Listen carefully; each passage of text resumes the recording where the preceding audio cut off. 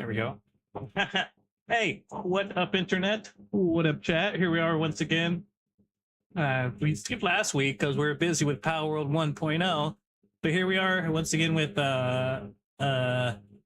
NITE SESH, our weekly just chatting special kind of moment to just chat rather than game. Not to say I don't like chatting with people in the stream, but like, you know, sometimes you're gaming, sometimes you're chatting, and right now we're chatting. There's a lot that's been happening over the past 2 weeks. Mainly PALWORLD's amazing debut. They were like #3 in sales. I think like 2 days ago, they were the #1 game. We overthrew Counter-Strike. Haha! But we'll get more into all that in a few moments. Let's just go over what we have today. On the agenda, we have, hold on, give me a second. I've lost my footing. PALWORLD 1.0 hype! We have Swamp Ass Summer. That's right. 2026 is proven to be a hot one. As the temperature rises all across the world, really, where we're all wondering if our buttholes are gonna stay moist forever.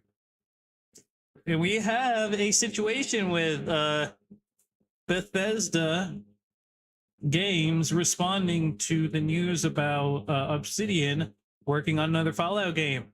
Obsidian, of course, had worked on New Vegas, which many herald as the best Fallout game.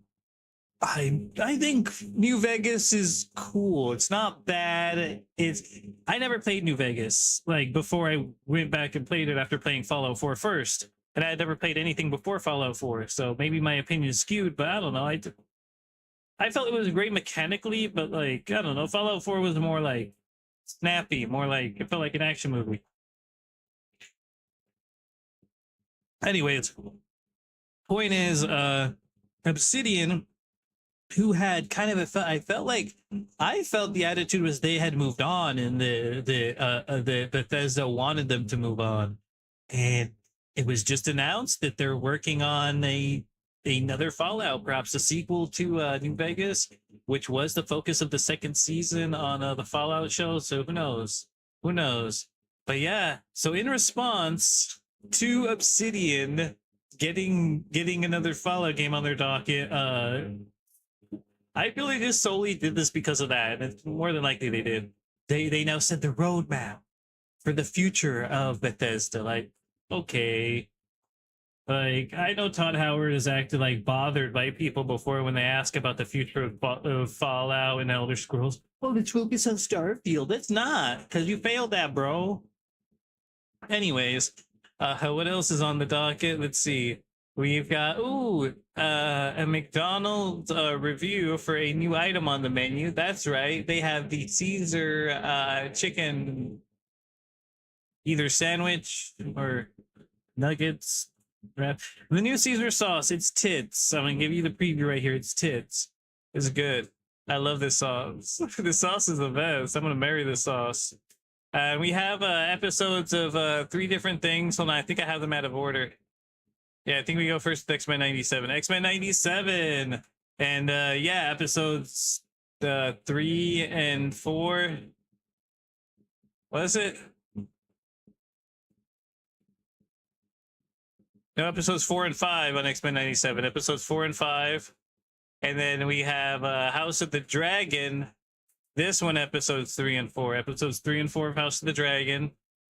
And then we have My Adventures with Superman, which was, damn. So, like, all of these shows had such great fucking episodes back to back. I'm gonna have to remember what happened to them, but, like, I'm pretty sure I remember properly what happened. We have notes. Okay, but yeah, that's really it. We'll also go with some real crazy news articles, of course, pulled from our favorite Local 52 out of Cincinnati. I don't know why, but they have great articles. But yeah, let's go back to the main topic, and I do like to start out with NITE SESH, our weekly just chatting and smoking session with some smoking. So let's go ahead and get that going. Hope you're all staying faded. Hope you're all having a good Friday. I'm just chilling. I was trying to get fucking my bearings on the ice area again. I mean, I guess we'll just go They fucking put a pal field boss. They put him fucking right where my base used to be. I don't remember there being a fucking King Pocket right there. And then they have like the world boss, the kind of like just little boss enemy too. So like, I don't know, we'll talk about Power World right now. There's so much new stuff. It's dope. Smoke weed every day.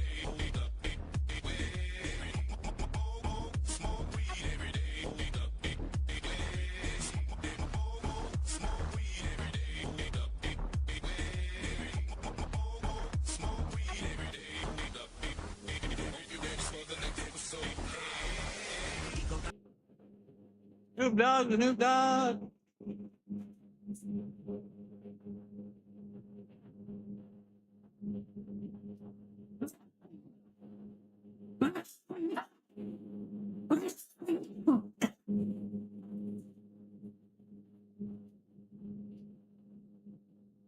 We need our boy Astagon. Where's the fucking Astagon at?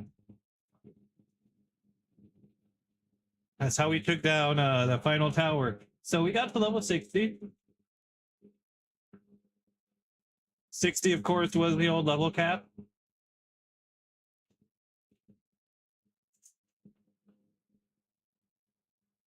And it was a fun journey.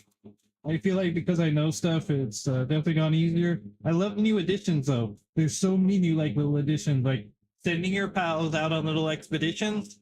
You have all kinds of pals who are just sitting in your fucking box, right? They're little fucking just sitting in the box until you use them or you condense them or whatever. Bunch of pals just sitting there wasting space, kind of.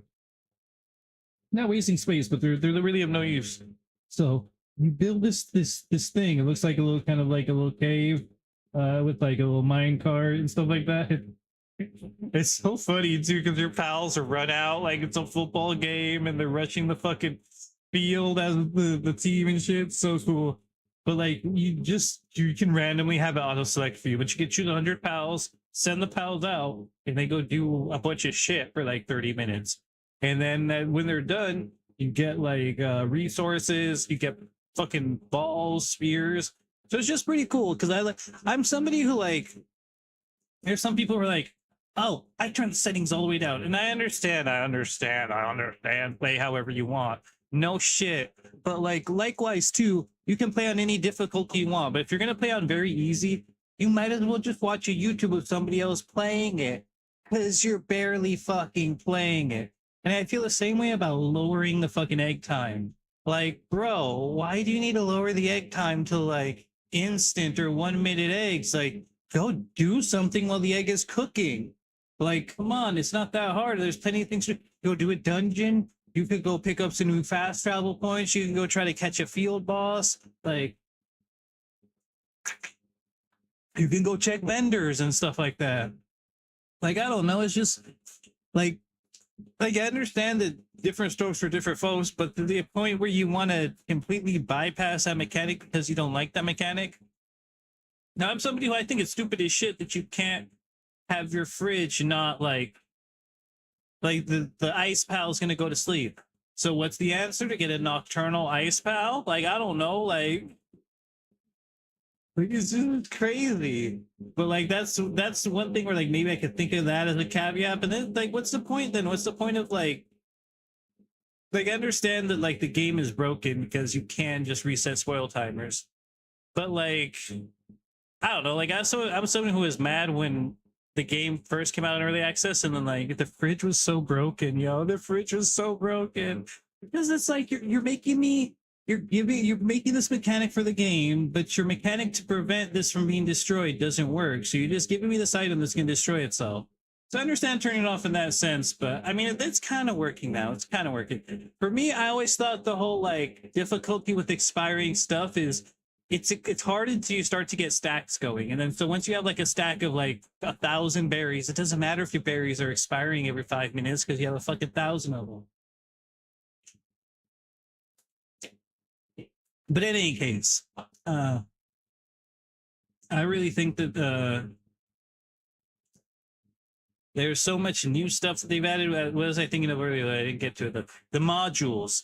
There's new things called sphere modules, and they change the trajectory of your ball. Some will throw them farther, some will make them heavier so they don't go as far. Some will make them curve and shit like that. It's just so funny. And then so like there's so many new like PAL abilities too. There was Lunaris. She was like a female Mewtwo. And she gave you carry weight, but now she also makes it so that when you throw a PAL spear, it has homing.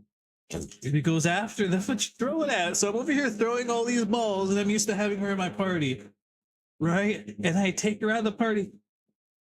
And I forgot I put the stupid trajectory thing on there, number one. And number two, I forgot she wasn't there. So I throw some ball at some whack-ass angle, and it just goes off the whack angle. I'm like, wait a second. And then so I try to throw it straight, but then it goes over the fucking PAL and kind of around it. I'm like, oh my god. Fun, though. It's fun. It's fun shit.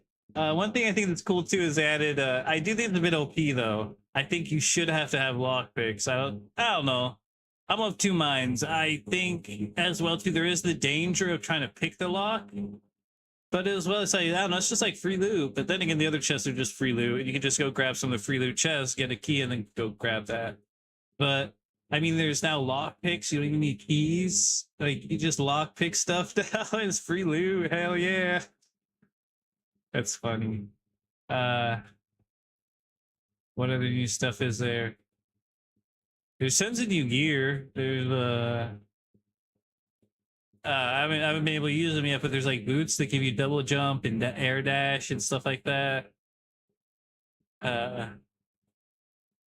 There's new pals that reduce the weight, and I think because Gumas was always there, but they made it so that he reduces your lumber by like a certain amount.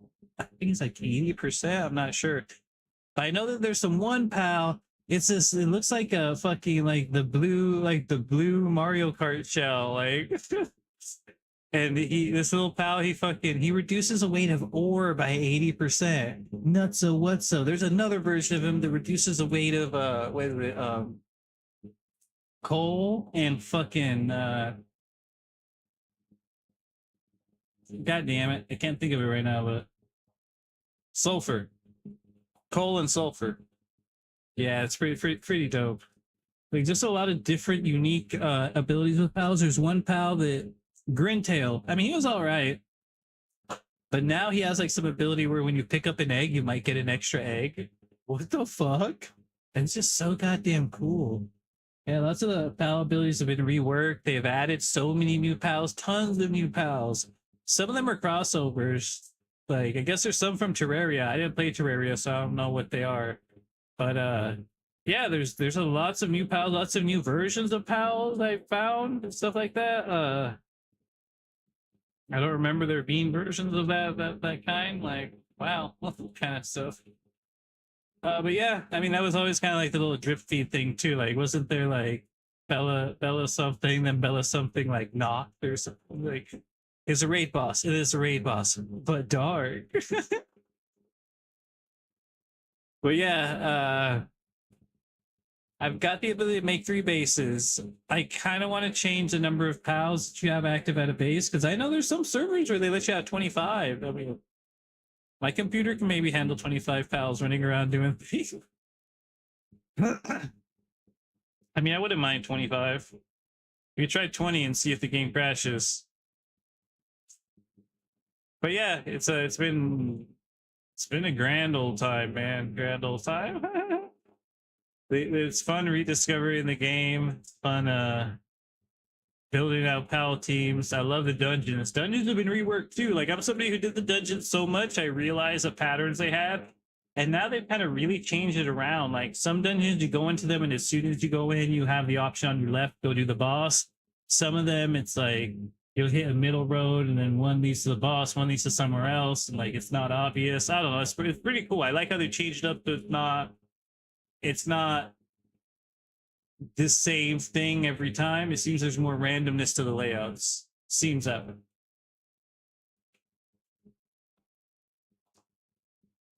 I also feel the rewards they're much better. Like there's books that you can increase your pals like skills with. There's books that'll give you, of course, more points, and those are just so abundant. There's alphas. There's like they're not like alphas, but like they're kind of like these angry wild predator fucking bloodlusted fucking pal, and you have to kill it, but it's big and it's got like this red aura, and then you kill it and then you get like an item that you can make into a potion. But like when you do dungeons, you find these potions also, and these potions just increase your stats. That's it. They just increase your stats to give you like 50 more fucking weight, to give you 100 more health. That's just nuts. So what's so, bro? Like, it's like, what the fuck? You're just over here like gaining stats on stats on stats on stats. And so, like I said, I'm at 60, was I 62? 62 now. Starting to get past the tier of stuff that I had experienced when I first played the game back in its early access launch. So I'm excited. A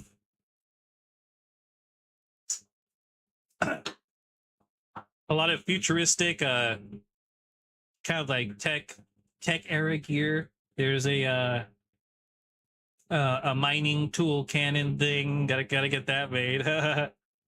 But yeah, it's so much fun. There's so much like, I don't know. See, my only thing is like there's so much like you go around and you start killing pals, so then like you want to kill the pals because it give you good XP, but then like sometimes it's like, oh wait, I gotta catch them. Start trying to catch them, and they get pesky and they start attacking you, and then other stuff happens. I don't know. It's just like, it's addicting to farm the stuff. It's addicting to just go around looting, and then you get filled on loot. So, oh my god, I better go back. Like, I think that's the one I was trying to say earlier with like the whole cycle. I mean, the cycle is like you go out and loot and do stuff, and then before you know it, it's going to be like not even 30 minutes, depending upon how quickly you're looting and what you're looting and where you're going. But you're going to be full up. And like, I think in the early game, at least for me, I've got 2,500 carry weight. So it's stupid a bit. And I don't turn carry weight off or anything like that. It's just like natural carry weight from playing the game and getting to level 60 and choosing carry weight sometimes. Also, Linares gives me 300 carry weight, but I've found a bunch of potions that give me carry weight and other stats. But yeah, there's quests, there's story, kind of like a little kind of like guiding thing that takes you from zone to zone and has somebody narrate your reason for being there and who you're fighting and stuff. And I think all before like that stuff is just kind of like casually mentioned. But yeah, like they're NPCs, you can talk to them, but I don't think they had like map markers and stuff like they did now. Like, yeah, there's many little like mini quests, side quests and stuff like that. Some side quests where they're just like, oh, show me this pal and stuff like that. And some side quests are like, oh, get a certain number of pals and then come back, and then just basic shit like that. But it's cool, it's great. And then they've added like because there's field bosses that are pals and there's field bosses that are humans. And then the humans will throw out pals sometimes. It's pretty cool, and you can catch their pals they've thrown out. But yeah, I think that there's so many like upgrades, changes, like even the journey from going from level 1 to 60. It's been so different from the original. Fishing, oh my god, fishing is so great.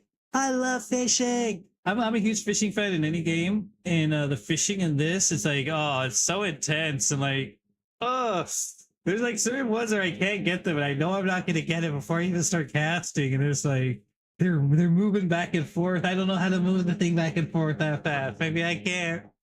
I also like too, you have to kind of like anticipate that they're gonna hold you at a certain like side, either like tight or loose, and then so you're holding the R, letting go of the R. And it's like you have to start like tapping it and kind of predicting where they're gonna go for the certain one. It's just cool. And then you get like there's certain special traits for fishing. Oh, it's just so cool. It's so cool.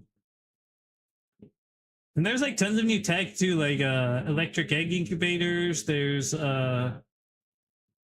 like plasma cannons and shit like that. Like, what the fuck are we gonna do with the goddamn plasma cannon? Like, what the fuck? What the hell? There's like laser swords. You could be like a Jedi and shit like that. That's gonna be so cool. I gotta make the Jedi sword. There's like a big furnace that several pals can help smelt in. Like, what the fuck?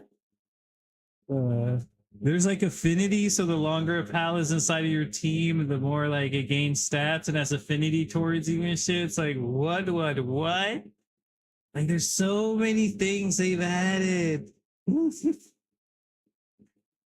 Ah, I can't really, I can't. It's just so good. But yeah, I'm excited to push forward past where we're at, get past this last tower, and then see what the rest of the game is after what the previous end game was. We have all the way up to 80 to go in terms of levels, but there's a lot of stuff that I think it's like maybe 2 or 3 more towers after. Because we're on the 5th tower right now. There's Zoe, Lily, other dude, Marcus, and finally Victor.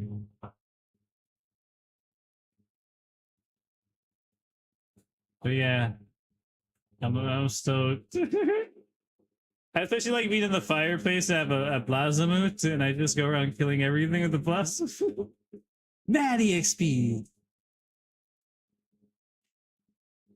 I mean, we're pretty much doing that with the Alpha Duran Aqua earlier in the fire area, so. But yeah, the ice zone's nice. Good times.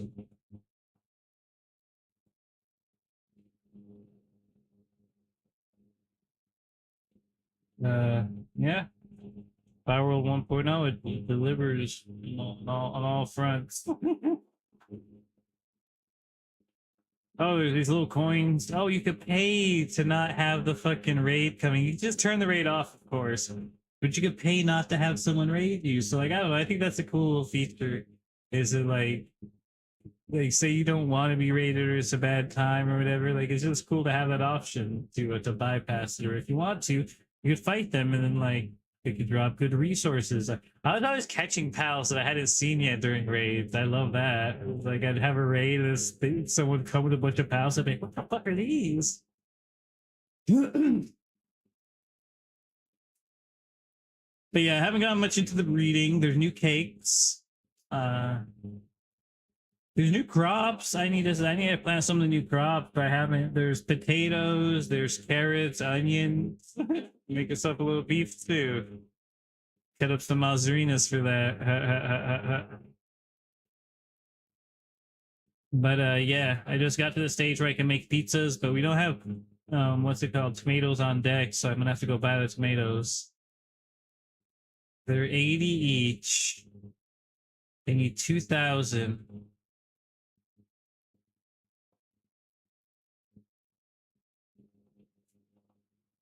Okay, maybe not 2,000. It's 1,000.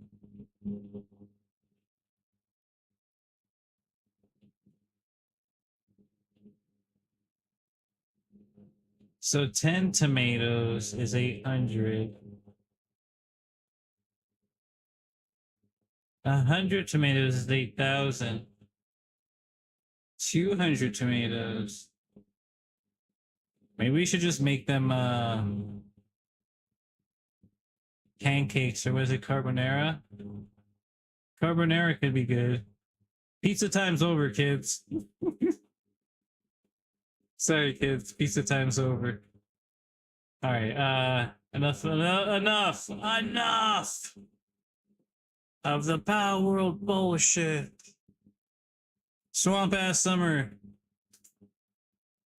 You guys have been outside or inside, away from it with the air conditioning turned on. It's fucking 100 and something degrees everywhere. Like this room is 90 degrees right now. Like we are cooking. It is cooking. It is hot. It is hot. We have sinned, and the entire fucking planet has been sent to hell. And I don't know, like Jesus, and stuff like this just like make living hard. Like, like how am I supposed to like? How am I supposed to do anything? I can't go outside. Like I'll burn. Burn. But yeah, it's definitely a swamp ass summer. Ship be getting swampy. The booty cheeks be getting all with the wetness. And I don't know, I feel like I'm just like standing still and it's just like I'm sweating. Why am I sweating? I'm doing nothing. I'm standing still. It's just because of the heat, because of how goddamn hot everything is. But yes, it is because of how hot everything is. We should have listened to Al Gore when he told us about the global warming, but we didn't. Now look at us now. Look at us now. In the throes of summer, having summer temperatures. Who'd have guessed this? You know? It's almost like this is the season for the summer. But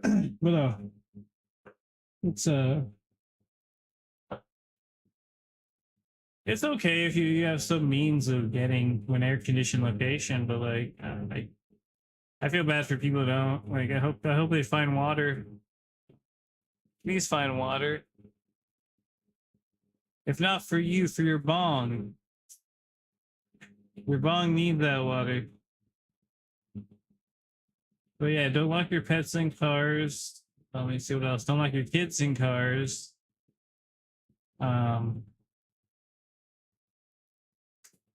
Yeah. Avoid looking directly at the sun. It knows you're angry, and that just makes it knows when you're doing that. It just makes it angrier, and it gets hotter. So don't avoid eye contact with the sun. I know right now we're all probably looking into the sun on the image, but like that's neither here nor there. And the sun in that image is probably very angry. But yeah, not much we can do to fight the swamp ass. Swamp ass is happening whether we want it to or not. Just like the new Fallout is happening whether Bethesda wants it to or not. With Microsoft owning Obsidian, they've asked them to stop fucking around on bullshit like the Outer Worlds and get the fuck to work. Put your head in the game, stupid, and go make another game. Go make another specifically Fallout game. Specifically a sequel to New Vegas. All right, I'm somebody who in the camp, I don't think New Vegas is bad. I like the differences in it, and I can see how some people prefer it. I myself do not prefer it over Fallout 4. I know, sacrilegious to say. I just think Fallout 4 is more like, I don't know, like, okay, like look at Skyrim, how we have Skyrim there as a representation of Bethesda also. Also, they said that they're working on Elder Scrolls 5. Now, what I hate is it, like, right after they announced that Obsidian is working on this, fucking Bethesda had to come out and say, we have a roadmap. You don't have a roadmap. You didn't say anything new.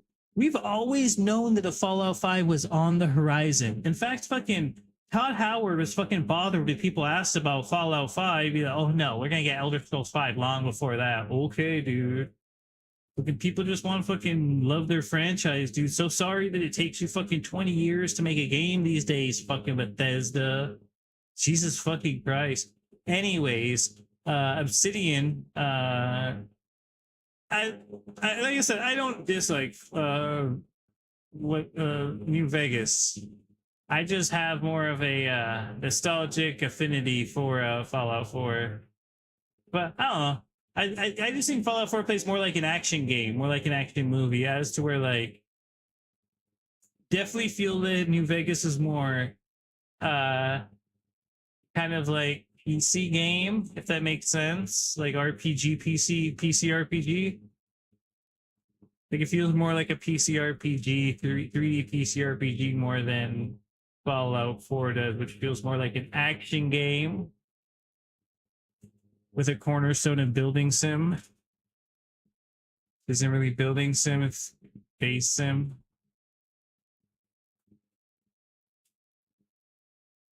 It's just base parts. I mean, I guess there's some free building to it, but it's all free build parts. I don't know. But the point I'm trying to get to is that, like, I think it's so funny that Bethesda had like Fallout for so long. They've had it. If people have been clamoring for Fallout and they've ignored it. And then so Microsoft sees these dicks fucking around and making fucking blunder after blunder with their fucking attempts to, I don't know, like Outer World student in a cell. They're over here trying to start new IPs when you should just be working on the IP that you know and that people love. And see, like, this is the whole thing too. I think that before this, Obsidian had gone on like made a statement saying that, oh, they're not interested in returning to their old work. And I'm sorry, I know it's like always an artist's choice, but I hate shit like that. I hate motherfuckers who are like, I would never work with that team again, or like I would never go back to this. It's like fucking Trevor. It's fucking the dude who plays Trevor and shit like that. Like, and like, yes, he has the freedom to be whatever he wants to be and say however he wants to say and like have whatever opinion he has. But like, hang out straight up facts is he's a fucking dick and he's a fucking asshole to people who love what he did. Now, did he think people would be bothering him about that? Like, well, shit, dude, you fucking agreed to do it for money, didn't you, motherfucker? Like, so you hadn't known that somebody would see it, enjoy it, and then contact you about it. You've been in theater, you've done shit like this. It's not your first time you walk in through the fucking street into the theater booth. Like, shut the fuck up, dude. But like, I don't know. I hate people who like, okay, the reason you're in Westworld, the reason you're in all these other shows and fucking Breaking Bad or whatever the hell else he was in, right? Breaking Bad, yeah. Like, it's because he saw you in Grand Theft Auto, because of your stuff for that. Like, I don't know. I'm a huge Heroes fan, and what's his name? Like Peter, the dude who played Peter, fucking Figo, whatever. I remember he was like trash talking Heroes. He's like, that's like dating your high school fucking girlfriend again. Like, okay, dude. Like, going back and working again on the series that propelled you into stardom. Like, there's something bad and disgusting about that. All right, dude, whatever. Like, and then so that's the kind of like shade that Obsidian was throwing, like before, like, oh, thanks, guys, but we're not gonna work on a Fallout. That's okay. We're gonna do our own thing, like fucking Miles Morales and shit like that. Thanks, we're gonna do our own thing. And then they got fucking like they got mushroom stamped by fucking Microsoft. Like, no, bitch, you work on fucking Fallout. Like, what we gonna do next, boss? is it Outer Worlds 3? Outer Worlds 3, boss? Like, no, bitch, make a Fallout game. But boss, please, we got plans, we got ideas. Nobody wants your fucking ideas. They want Fallout, bitch. But yeah, I don't know. I've seen some discourse about it going on, and like, I'm of two minds. I agree with the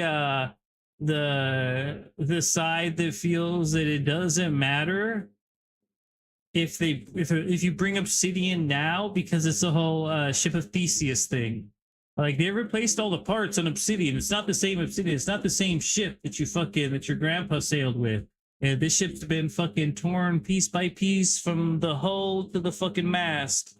Like, it's a whole new ship. Like, so I don't know. Like, is the new Obsidian still the same Obsidian? Like, they've been making crap lately, so is this fucking new Fallout just gonna be like the same crap they've been making lately, but with a fucking Fallout skin? I don't know. And this is the way I feel too. I'm somebody who feels like sometimes people try so much to like distance themselves from their work and stuff like that. It's like, especially with like Obsidian, like they can't stand that people love New Vegas, but they can't do New Vegas again. Like, I'm not in their headspace. I'm not at their fucking studio listening to it, but it really feels that way. It feels like they hate that their favorite game from them is not their game. It's this game that belongs to somebody else. And like, not to say they've ever pined for it, but it's like, now you fucking have it. Like, maybe that's what they were missing, was that they're trying to fucking like make a Fallout-like game that's not Fallout, and it's like, I don't know, it's like trying to make vegan fucking steak, like without using fucking like steak. I don't know. Like, you know, it's just like, you know, of course they're not gonna get it right. Of course fucking Outer Worlds isn't gonna be the Fallout that they want it to be, because it's not fucking Fallout. Only Fallout is Fallout. Like, I don't know. I hope, like I said, I'm of two minds. I'm worried that their current results are going to be what's going to be par for the game, but I'm also somebody who thinks like perhaps they're producing that stuff because they weren't in their God, what was the word I'm looking for? They were in their environment, their element. They weren't in their element. There we go. You're out of your element, Donnie. But yeah, so I don't know. We'll see. I think the smart move would be something that, like, I don't know, they've never done a direct continuation in a Fallout game, but like, wouldn't it be better maybe go have like Fallout New Vegas 2 20 years later, go back to the iconic spot, see what's changed, and it could take place after the show, maybe? I don't know. Have people from the show in it? I just think it would be nice to get something from them, and if maybe they can recreate the same vibe they had with that, I can't see why it wouldn't work. And my whole thing too, it's like Bethesda has dragged their feet, and fucking God Howard has been bothered every time fucking people have asked him about it. Like somebody's asking about his fucking bad kid who got a fucking an assault charge last week and stuff. It's like, oh yeah, ask me in 5 years how he's doing. Like, bitch, what the fuck are you talking about? Like,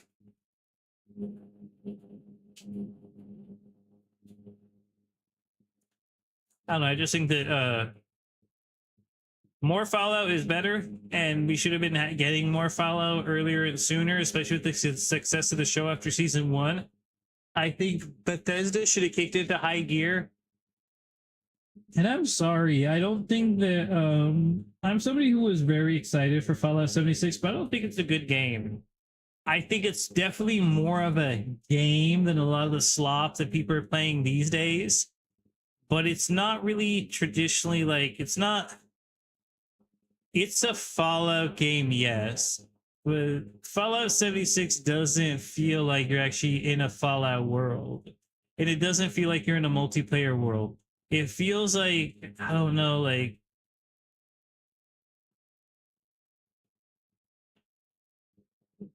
it feels like you're playing like a game that has multiplayer capabilities, but then like if people aren't there, then it just kind of like feels bigger than it should be sometimes. But I don't know. It's so weird because then like you have to make the game for a single player if somebody doesn't want to play with people and they want to have their own solo server or whatever with Fallout first.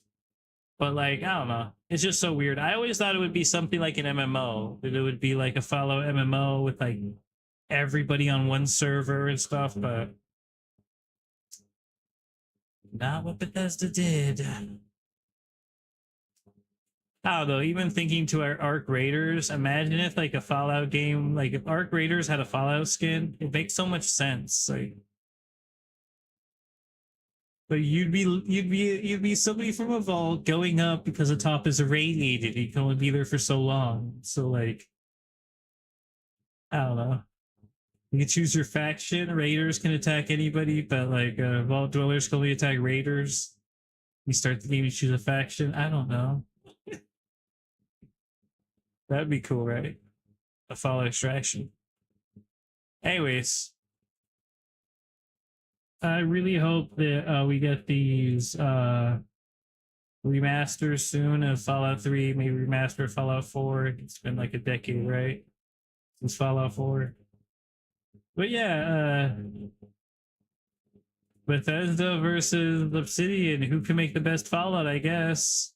We're going to have 5 versus whatever Obsidian makes, and Obsidian's going to have theirs house long before 5, apparently. But yeah, it's definitely looking like we're going to have plenty of Fallout in a few years. And until then, you can hold yourself over with some limited time Caesar sauce from McDonald's.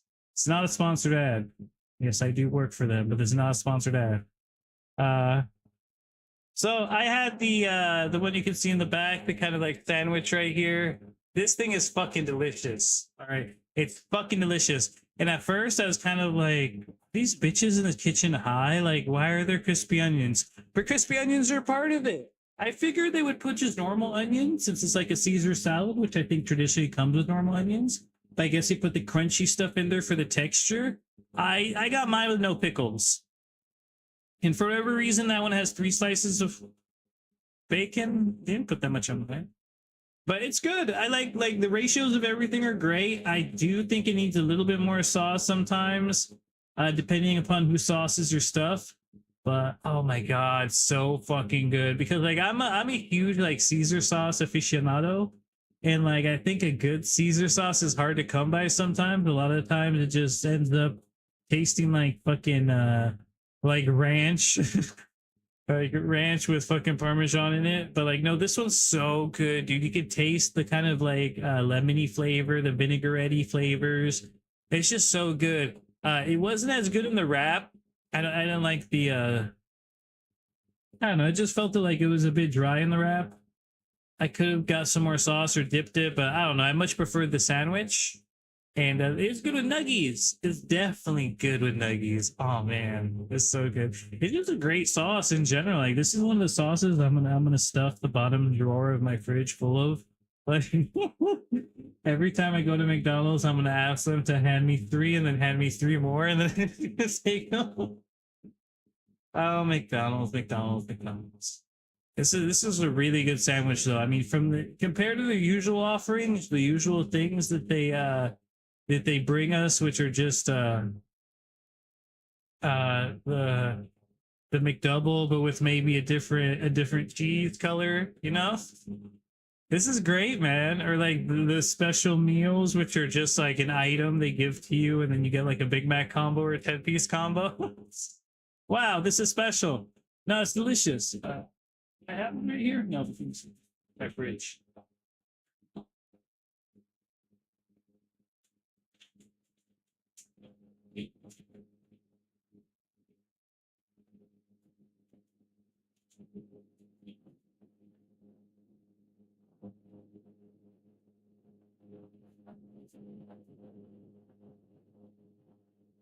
Caesar sauce.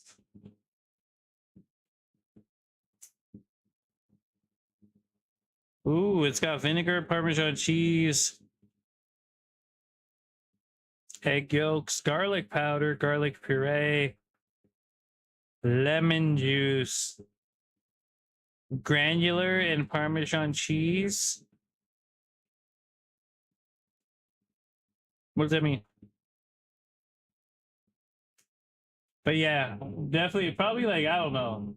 I've had a lot of Caesar sauces in my day, and that's probably one of my favorite Caesar sauces ever. Like, period, hands down. Like, goddamn, man, this shit tastes like it came from fucking Olive Garden or something. Like,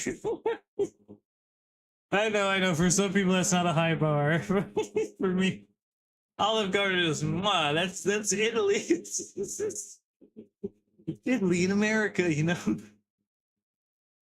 I feel like this thing could like no. Can't rotate a little bit, buddy. Can you rotate?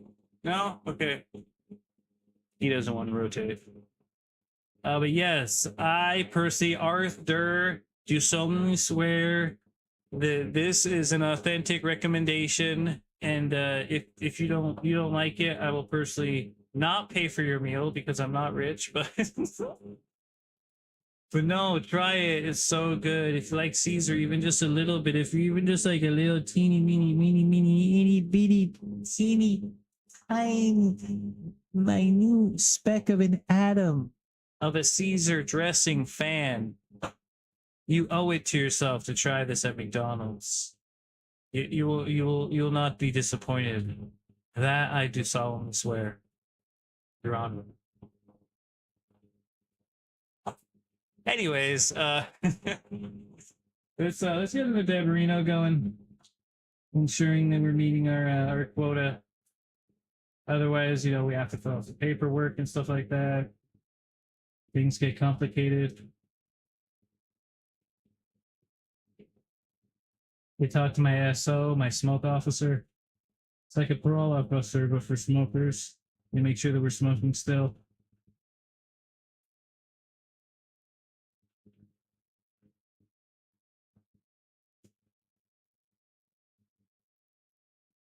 All right, but yes, I really mean it. Check out the Caesar sandwich. Wrap's okay. Maybe ask them for a cup of the Caesar to dip it in if you're getting the wrap. Honestly, I did pour some on the sandwich too, so just get an extra cup. I mean, they got the cups there. Why not? They also still have the Big Mac sauce at my store, so get yourself some Big Mac sauce, get yourself some Caesar sauce, and just go crazy. Go crazy. Smoke weed every day.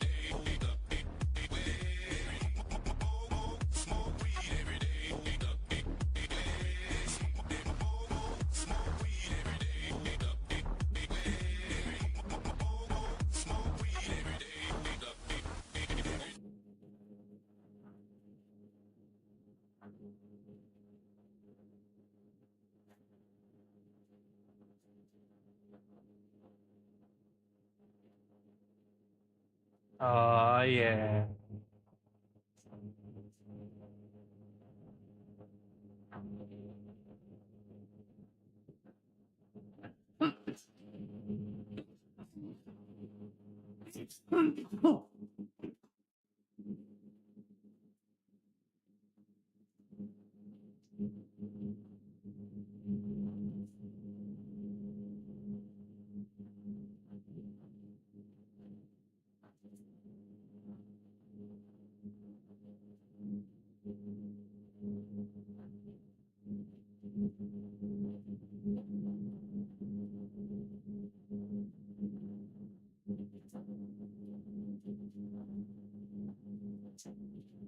Ew.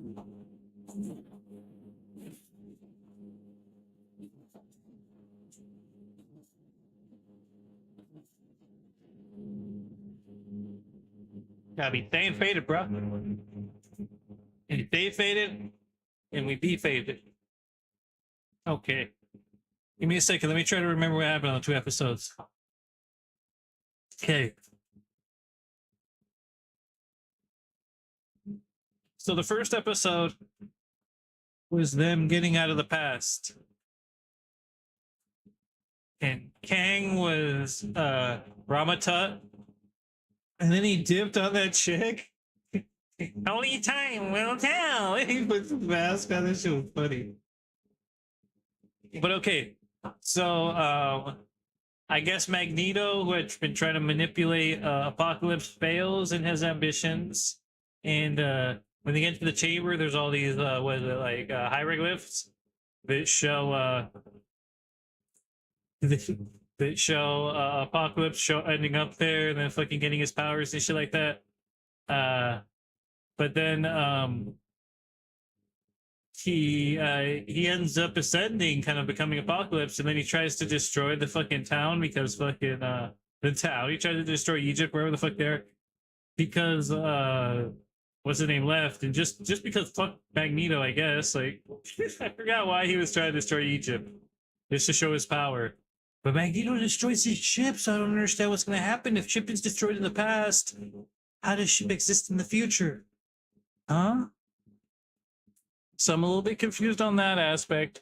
And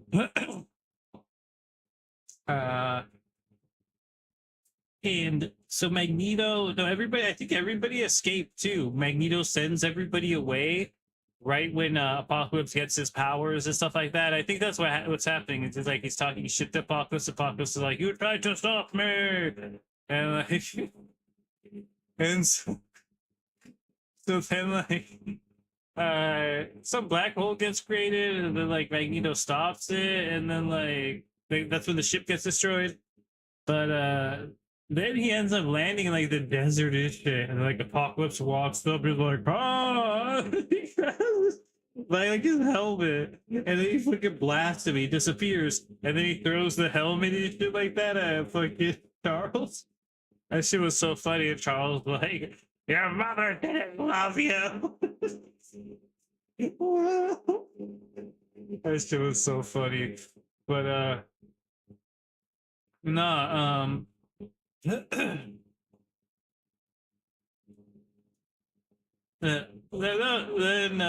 but yeah, that sucks, dude. Fucking Magneto's dead. I don't know. See, like I joke about it, but like I don't know. I thought about it. Like they're just gonna leave him dead. Like this is like fucking like Gambit. Like they're not bringing him back. They're just like dead and shit like that. Like then they're gonna grieve or something until Genosha spits out another one. I don't fucking know. Like, we'll see. I guess can't have Mr. Sinister clone anyone either. They got rid of him. So then there's this week's episode. That was last week's episode. This week's episode, we had Wolverine going back to the Weapons X facility with his previous Weapon X mates. Lady Deathstrike is there with fucking Sabretooth and 2 other nobodies who die. Like I saw these guys and I was like, what the fuck are these red shirts? Like they're gonna fucking die, aren't they? But anyways, like I didn't understand what was going on the whole time, and then in the end, like he just brought us here to get his claws back. And it is such a convoluted plan by Wolverine if that's the fucking case. Because what did somebody tell? Because he's like, something went down here. Don't know what it is, but they're doing something bad. And then so like, did somebody try to get him here on purpose so he'd get affected by those things? But then like too, like they're trying to say like he went there to get himself injected with adamantium again. But like, how did they know there would be adamantium there? Like they're talking about how they realized in the reports they found that adamantium prevented it, but like I understand maybe them having it there for tests and they had tested on somebody, but like how did they know that that would be happening there? It all seemed very like I don't know, like easily set up. And then like this the part that like I don't even understand how any of this is even like happening is like okay, so Wolverine gets turned into that fucking roach thing, and then it's like, well, was that part of the plan? Because like, like I don't understand. Like, so his plan was to go there, get turned into a roach thing, then have them to get him out of roach thing mode, not die. They're doing it. Put him in there, inject him full of adamantium. And the reason they couldn't kill all of them before was because he had his bone claws and he wasn't strong enough in being the best Wolverine, right? I loved how Omega Red was like, I will use these creatures to take over planet. That shit was so Omega Red. I fucking loved it. That shit was great. It was great. But yeah, it was a cool episode. That's alright. It wasn't like the craziest episode, but it was an episode. I love the banter between all the characters. Creed being brought up and shit like that.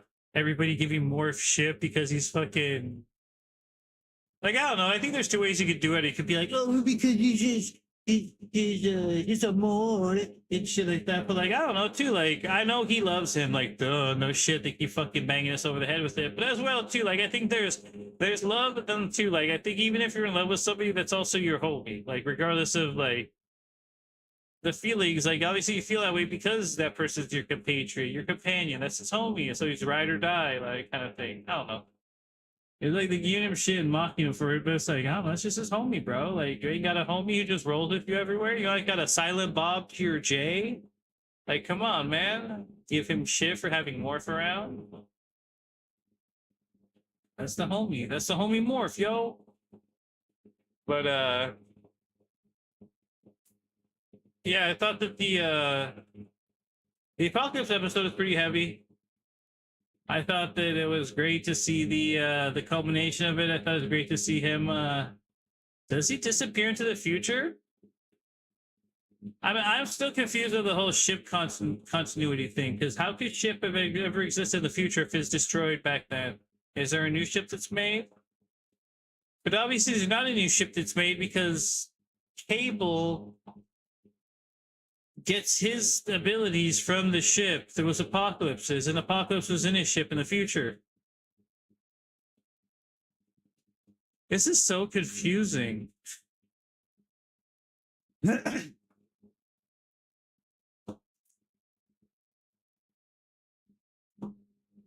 yeah, I'm stoked that everybody should be back in the same time next week's episode.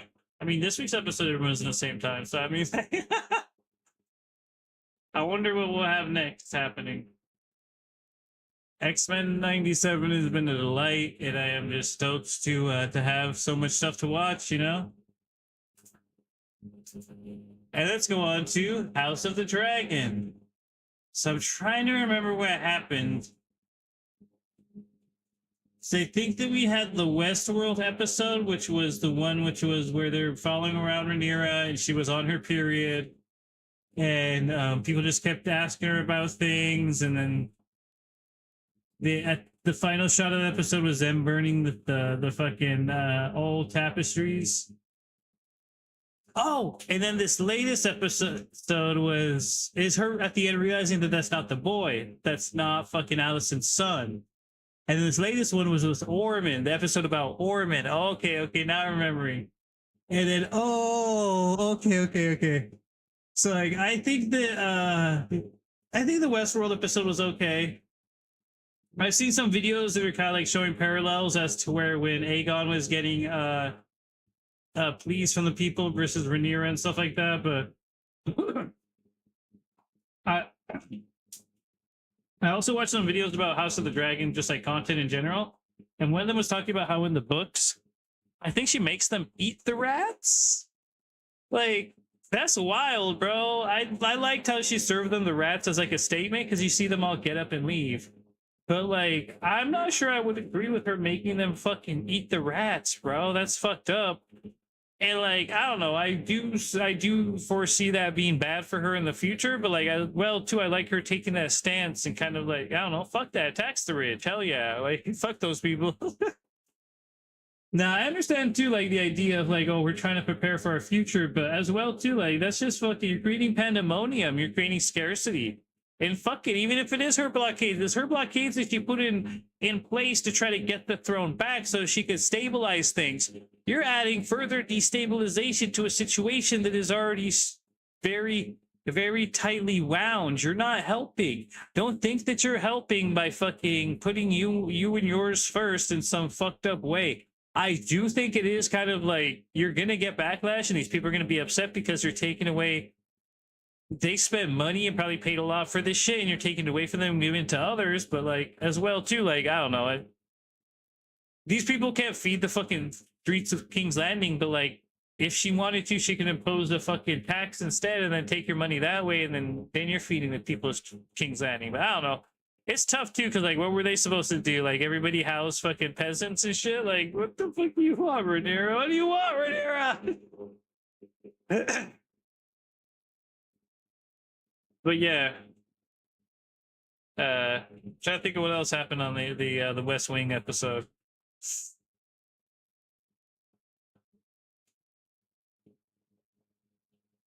Shit, I can't really think of much. Oh, fucking Aemon, doesn't he go and find fucking what's her name? He goes to go ask what's her name for money. Yeah, fucking Aaron, whatever Aaron her name is, Robin Aaron, whoever it is, Lady Aaron, Jane Aaron, for money, and then he fucking finds what's her face. Like I don't know, I think it's just so random too. Like I get it too that like okay, maybe they sense each other because they're dragons, but as well too, it's just so random. He's like, no, don't go that way. No, don't. The cave. Let me look inside of here. My daughter. Like how fucking stupidly random is that? I understand it's not that random because the reason they came together was a dragon. They're both people who ride dragons. But like, I don't know. I think him fucking trying to cover it up too, like that's you're asking for trouble, mate. Mate.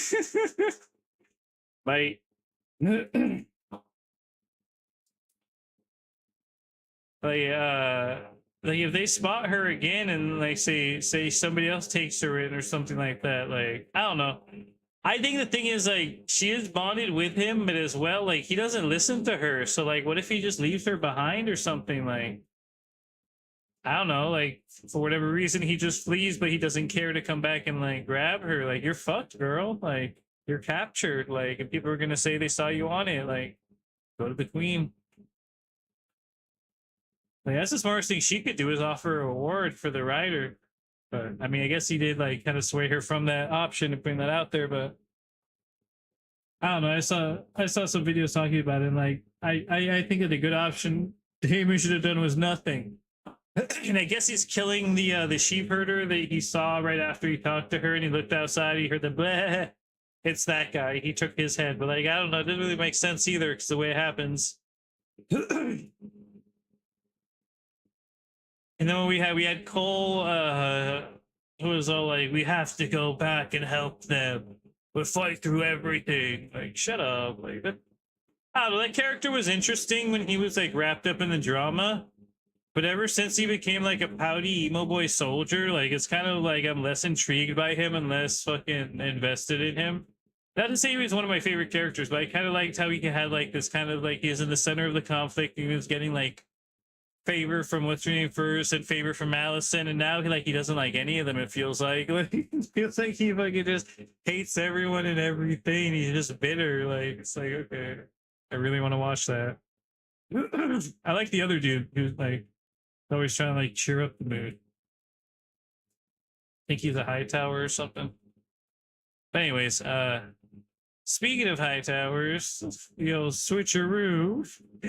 I don't know. It's because I thought about it too, and you do see the other kid, the one who is the actual the son of Allison.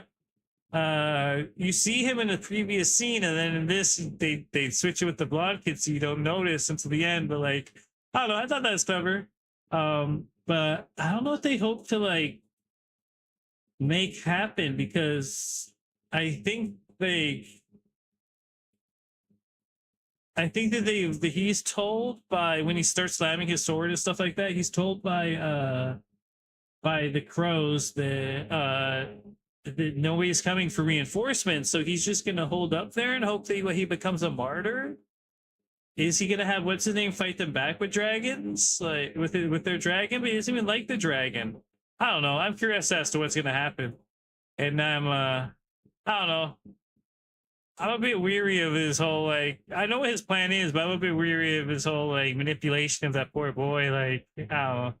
It's like his puppet and stuff like that. Like his very powerful puppet that's the heir to the throne. Like, eesh. This has train wreck written all over it.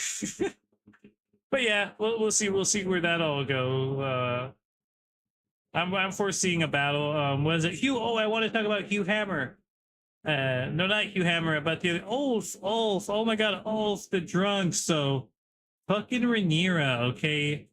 So like, I think what's ironic is that she's over here rounding up the poor folk, but whoever wrote that shit has to know how to read. So this is some high class graffiti. Because like the poor wouldn't know how to read or write, so they can't be doing that graffiti. But anyways, I don't know. Ulf is over here. I think it's like, I love Ulf, and I think it's funny how much of a dumbass he is. But I think too, like, I don't know, doesn't say he got himself in trouble, because I think Rhaenyra was overstepping her bounds by restricting him to the keep. Like, that's fucked up. Like, I love because like, I think nobody gives Ulf enough credit. He's a very clever guy. He may not be the most well-spoken of things, but he's got something in there. There's a sharpness when there needs to be sharpness. Because he's over here asking for these pardons, which again, they were stupid to ask for, and all she had to say was no. But she says no to his pardons, and he's asking for these pardons for his friends, which is just kind of like, it's like you just laugh at him and be like, oh, I'm sorry, I can't do that, Ulf. But like, she tells him he can't leave the keep unless it's to like do work for her, and he's restricted to his room, basically telling the motherfucker you're a prisoner. And he turns around and he's all like, they say that you're not very kind. I'd hope for that not to be the truth, or some shit like that. It's just like, I don't know, he just said it in like a very clever way to her. It's like, damn, like, they say that you're mean, but like, I guess you're not really. Thanks. Like, like, fuck. Imagine the queen telling you to go to your room and you can't leave, and it's like, oh, thanks. They say you're a really nice queen. I can see why. Go to my room now forever, Your Majesty. But for real though, she tripping on Ulf for no reason. Like, she tripping on everybody. And then, like, I think, didn't it end too with like the inclining that Helena is pregnant? Like, okay, shut up. Like, nobody cares. Like, I know that's the implication. The implication is that, like, oh no, they're gonna find out. But I think what's her name she has more important shit on her fucking mind right now than fucking murdering Helena, because Helena might give birth to something that can contest her. Like, okay. I think right now she's trying to kill the heirs that are still alive, who have emerged from the womb and who are walking around attempting to claim Westeros from her. But yeah, I'm excited for next season, next week's episode. Perhaps there'll be a rumble at Tumbleton.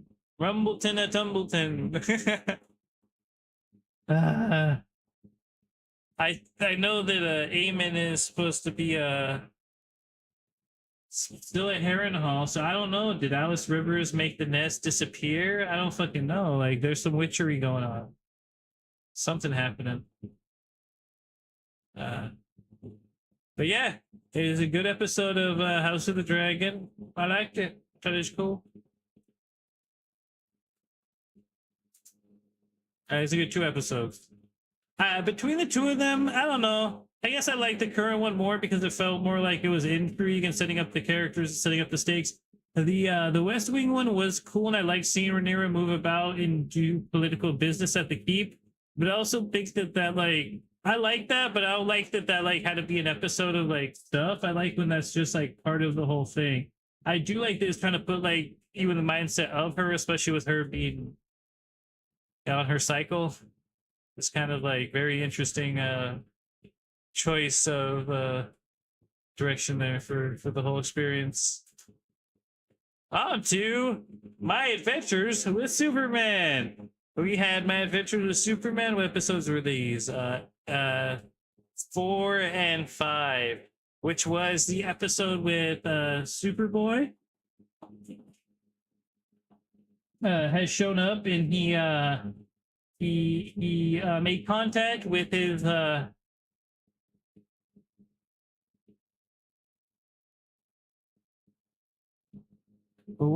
parents, sent from the past by Lex Luthor from the future. So he's sent to the past, and then like as soon as he gets there, he's just fucking kind of like soaking in and enjoying the vibes and stuff like that. Cause like I guess he grew up without a mom and a dad, but I don't understand. Like, okay, so the idea is that he's sent back in time because Cyborg Superman goes crazy, kills Superman. And but if he killed him, that means Lois would have to already be pregnant. Because okay, the story is that he kills Superman and then Lois dies also. But Lois can't die right now, she's not pregnant. So how would the baby be born? I think what happens is Superman dies, Lois goes on the run, and then he eventually finds her. And then so the idea is that Kara raises fucking Superboy. And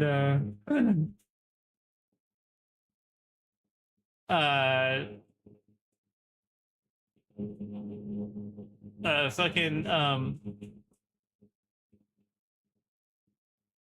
there's all these things that they go around doing. They talk to like these dino people and stuff like that, and it's basically just Superboy meeting his parents. It's pretty cute.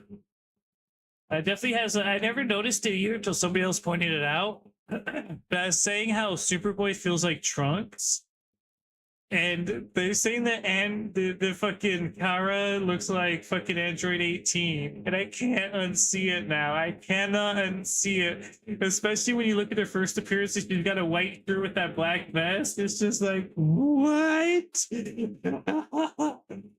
It's so DBZ coded. Anyways, yeah. So they have an episode where God, I need a drink. Give me a second.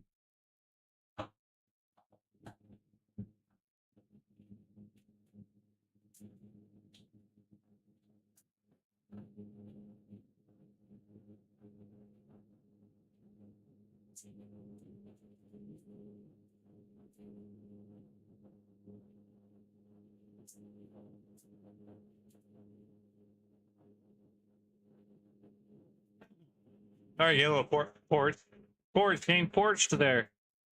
Parched.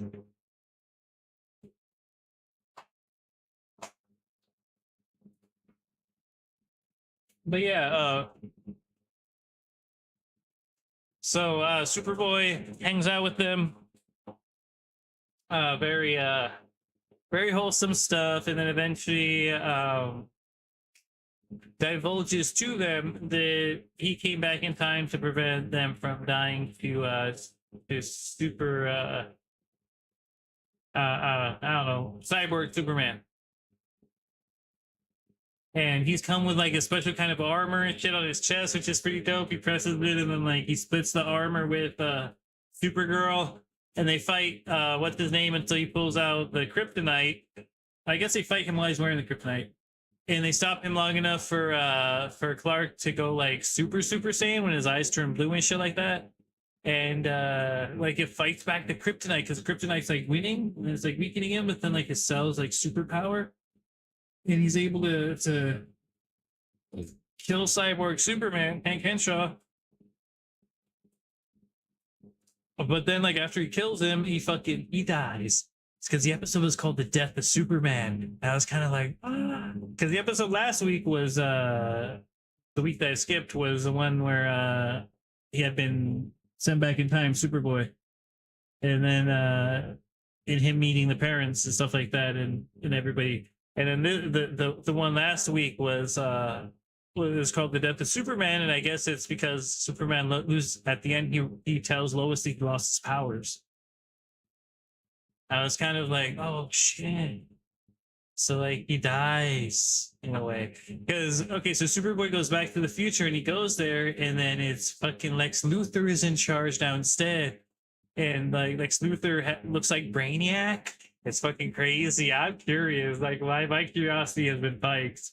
I'm just like, what? I'm really like on the edge of my seat for what could be happening. Next episode of My Adventures with Superman. I thought it was pretty cool. I thought it was a good storytelling. There's these moments where like like okay, so Superboy keeps ignoring Supergirl.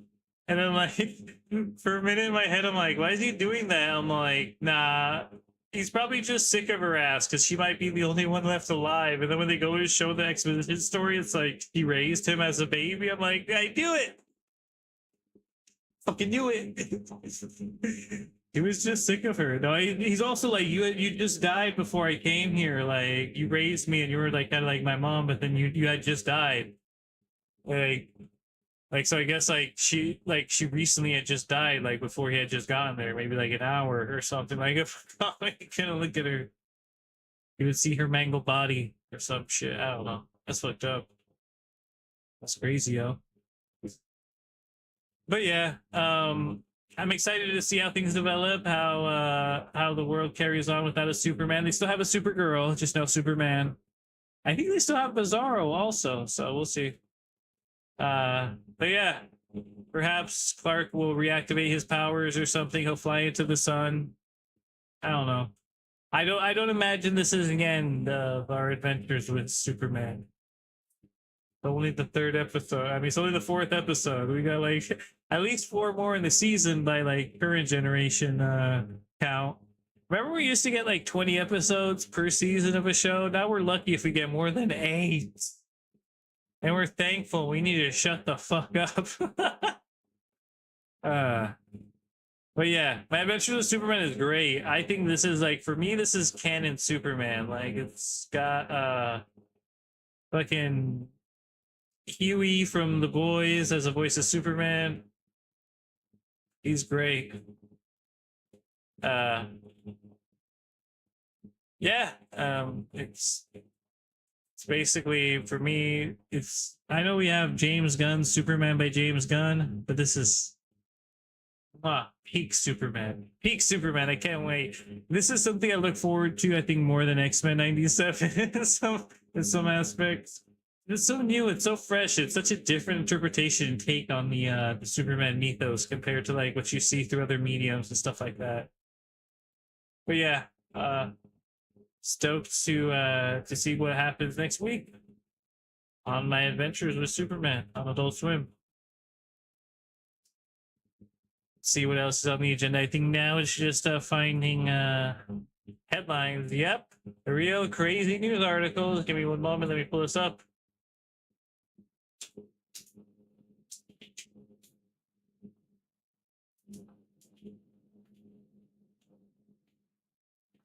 Local. Oh, it's not local 52, it's local 12. My bad.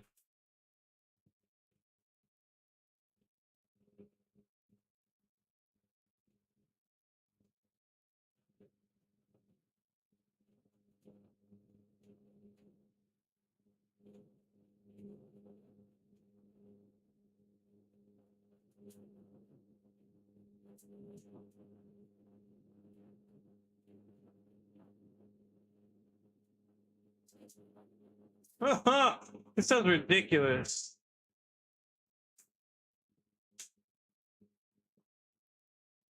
Man files. Oh, this isn't the ridiculous thing. This is just the leading developments on the explosive diarrhea that's happening. Perhaps the new COVID. I don't know.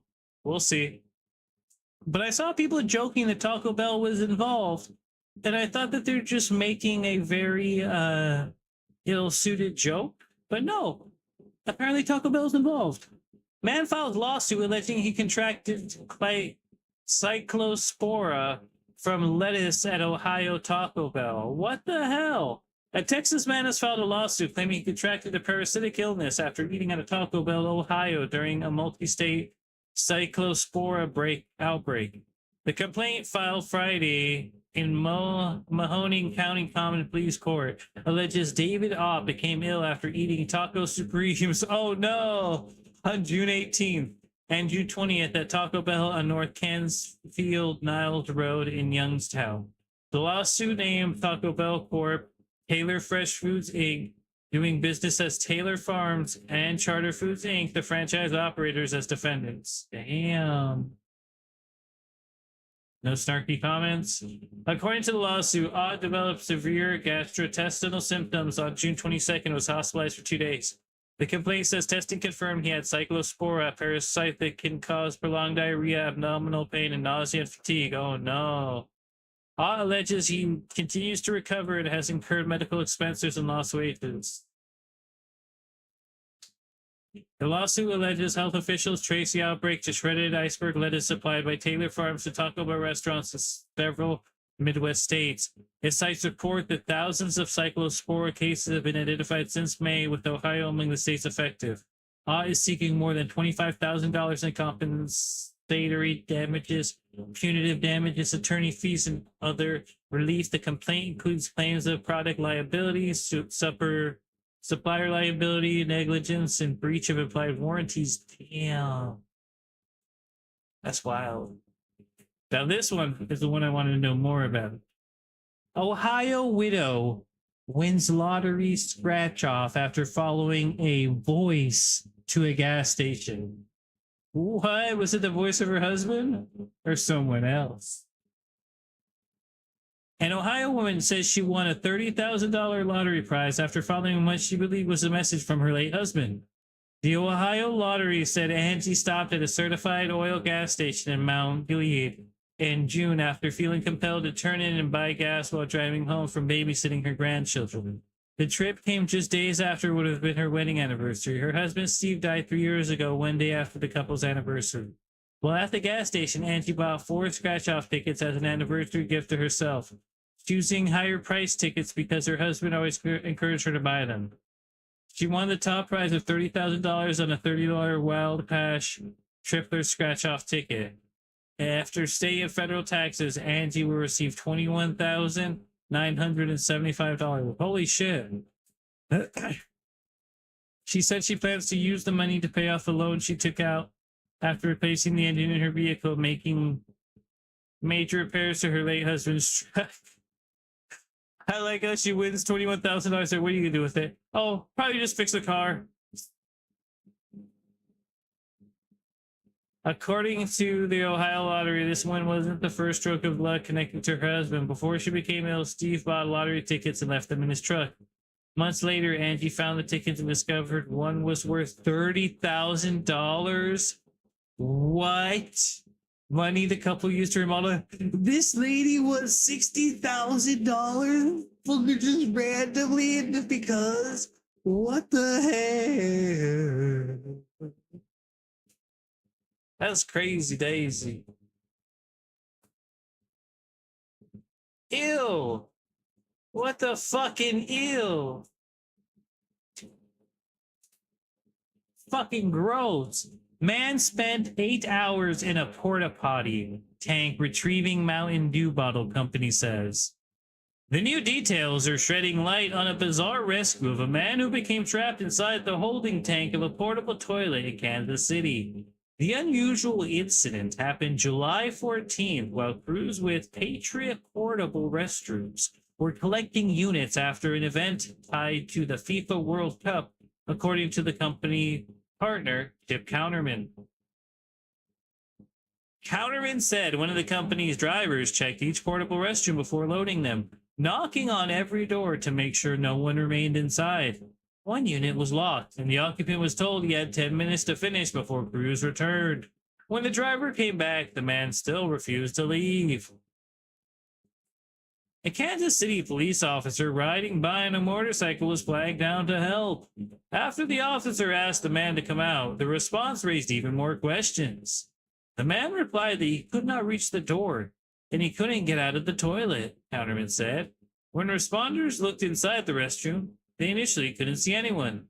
Then, according to the counterman, all of a sudden a head popped out of the toilet. What the fuck?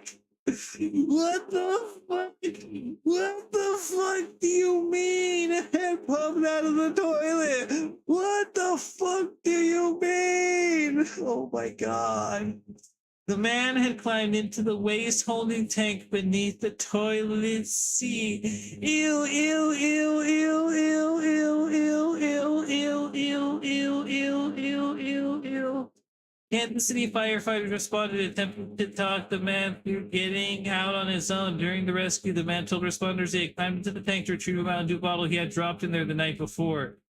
What the fuck are you talking about?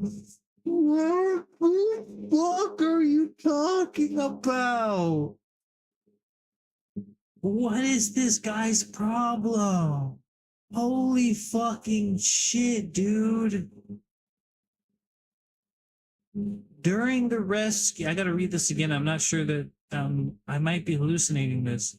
During the rescue, the man told responders he had climbed into the tank to retrieve a Mountain Dew bottle he had dropped in there the night before. Was a Mountain Dew bottle stuffed with hundreds? Was it full of like liquid ketamine? Like, why would you need it back? Counterman said the man had been inside the tank for roughly 8 hours. Firefighters ultimately cut apart the portable toilet to free him. After the man climbed out, firefighters rinsed him off using water from one of their trucks before the incident came to an end.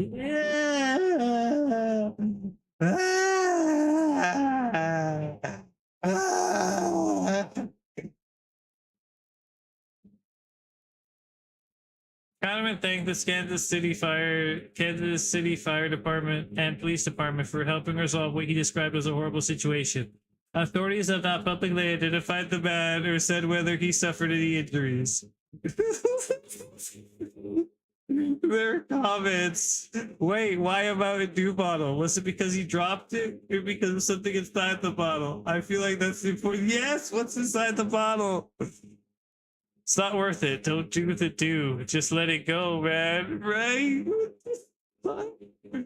This fucking wild, bro. I can't.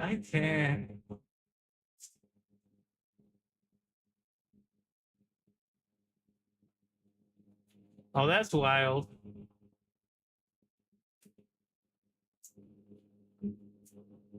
Hello. Israeli officials planning to add crocodile-filled moats around prisons holding Palestinians, similar to Florida's now defunct Alligator Alcatraz Immigration Detention Center. What the fuck? The Israelis said, "Oh, we like that. We will take it." I don't know what they sound like. Israeli Environmental Protection Minister Idit Silman has reclassified the Nile crocodiles as tended wild animal, allowing their use at detention centers, the Telegraph reported Friday. Holy shit. Israeli National Security Minister Itamar Gavir is apparently looking to initially introduce the crocodiles to Ketzoy prison, a maximum security jail in South Israeli that holds Palestinian prisoners. The prisons will be modeled after Alligator Alcatraz, the U.S. immigration detention facility that closed last month. Ben Gavir first proposed the plan in December during consultations with the Prison Service Commissioner Kobi Yakub. Israeli senior prison officials toured a crocodile farm in Hamad Gadir in northern Israel as part of a preliminary assessment. Israel's Nature and Parks Authority said the proposal was impossible because wild animals are only allowed to be held for educational and research purposes. We need to protect, not have them protect us. This is not the spirit of the law, officials said. I love this internal conflict. Classifying the Nile crocodile as a tended wild animal would allow the reptiles to be kept on prison grounds subject to animal welfare requirements. Ha!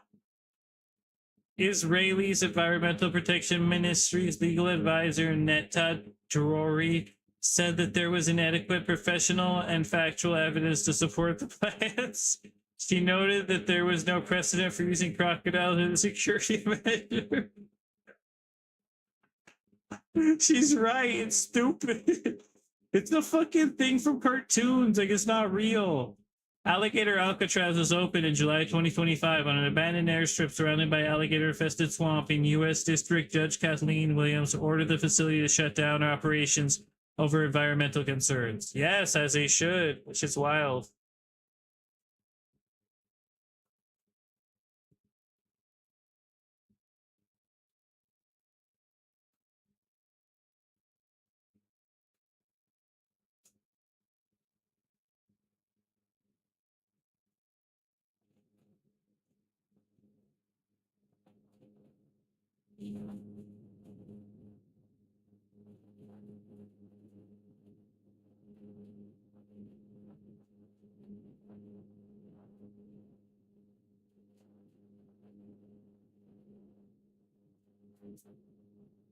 Wow.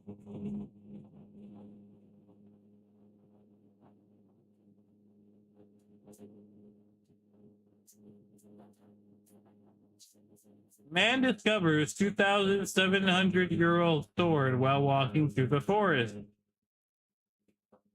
Oh, this is in Poland, of course. A man walking through a forest with a metal detector stumbled upon an ancient 2,700-year-old sword sticking upright in the ground. A hobbyist metal detector was strolling through the Gdańsk forest district when he detected something hiding beneath the dirt.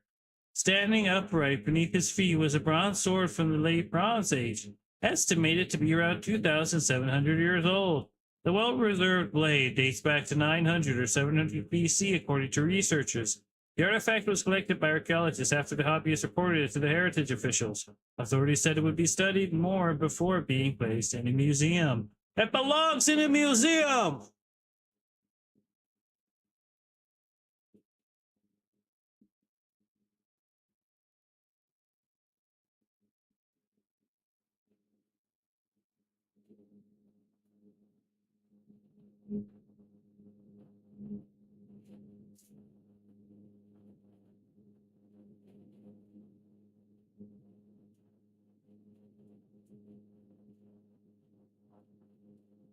Huh.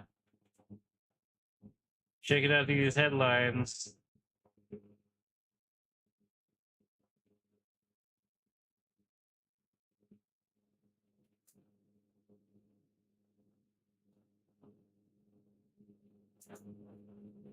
Ooh, San Francisco.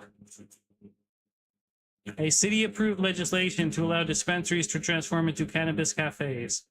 Amsterdam-style cannabis cafes that serve food, beverages, and provide on-site cannabis consumption are the one step closer to becoming a reality in San Francisco, after the city's Board of Supervisors approved new legislation.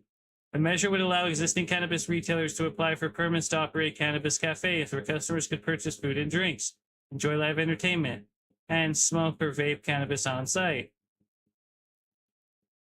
Elie Abitan, general manager of Green Door SF, told KGO the proposal has long been the goal for the business. It's something we always dreamt of and hoped for. Green Door SF already host private events, but the legislation would allow for the business to operate a lounge open to the customers on a regular basis. We can invite and promote our lounge. We can serve food here. Then we'll be open every day and we'll be able to cater to people. Green Door SF owner Michael Nolan told KGO the cannabis industry has struggled with high operating costs and taxes, and he believes cannabis cafes could help the businesses recover. I think it's a great opportunity for all the dispensaries to further thrive. The whole market is completely imploded. Taxes are really impeding on businesses. Nolan also said that cannabis cafes can provide consumers with legal and comfortable place to use cannabis.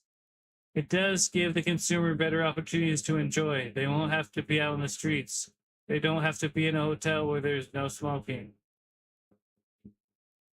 William Dolan, CEO of Hydra Dispensary, or Herba Dispensary, told KGO the company hopes to open a cannabis cafe on Van Ness while continuing to operate its retail location on Judah Street. I think it's a win-win for the existing industry. I think it's a win for the city and state. I think it's a really big positive benefit for tourism. It'll be a draw for the city of San Francisco, Dolan told the station. San Francisco Supervisor Rafael Mandalem also voiced support for the proposal, stating cannabis cafes are part of the city's recovery, right alongside our entertainment zones, neighborhood activations, and free concerts. If signed by the mayor, the legislation will take effect 31 days after it's approved. Huh. Well, good on them if they do get that going. Oh shit, my bad. I didn't even put this fucking story right here. Oh my god, hold on. Here we go. My bad. I love you reading this shit. It wasn't even over here for people to follow along. I'm so sorry, my bad, I'm bad.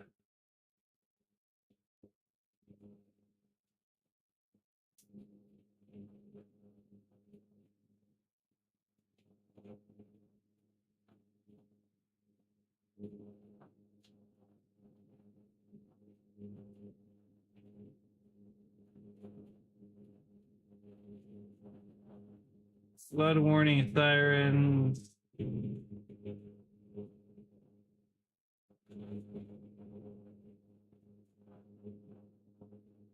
Oh, damn.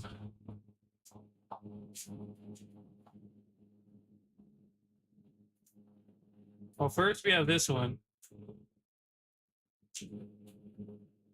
Watch, a woman trapped in a Tesla's pet safe mode rescued after more than an hour. Sheriff deputies rescued a woman who became trapped inside a Tesla operating in pet safe mode during hot weather on Tuesday. It's not funny, but it's kind of funny because it's like she's trapped and it's in pet mode, so the pet is trapped. After witnesses noticed she was in distress and called 911, Kitsap County deputies responded to reports of a woman locked inside the vehicle as temperatures climbed in the 80s. When deputies arrived, they were unable to communicate with the woman because she spoke only Spanish. Deputies used an online translating tool to speak with her. The deputies told her that her granddaughter had gone inside a nearby building to conduct business while she remained in the Tesla, which had been left in pet safe mode. Oh no, they left grandma in there like the pet. No. The feature is designed to keep the air conditioner running while preventing doors from being opened while inside, so pets cannot escape, according to the Kitsap County Sheriff's Office. In this case, however, the air conditioning was not operating, and the woman remained inside the trapped vehicle for more than an hour. Deputies estimated the temperature inside the vehicle reached about 100 degrees. Deputies searched nearby businesses in an effort to locate the woman's granddaughter and eventually found her. The woman was then able to get out of the vehicle. The sheriff's office said it reported the incident to the Adult Protective Services for review. Oh no! Oh no.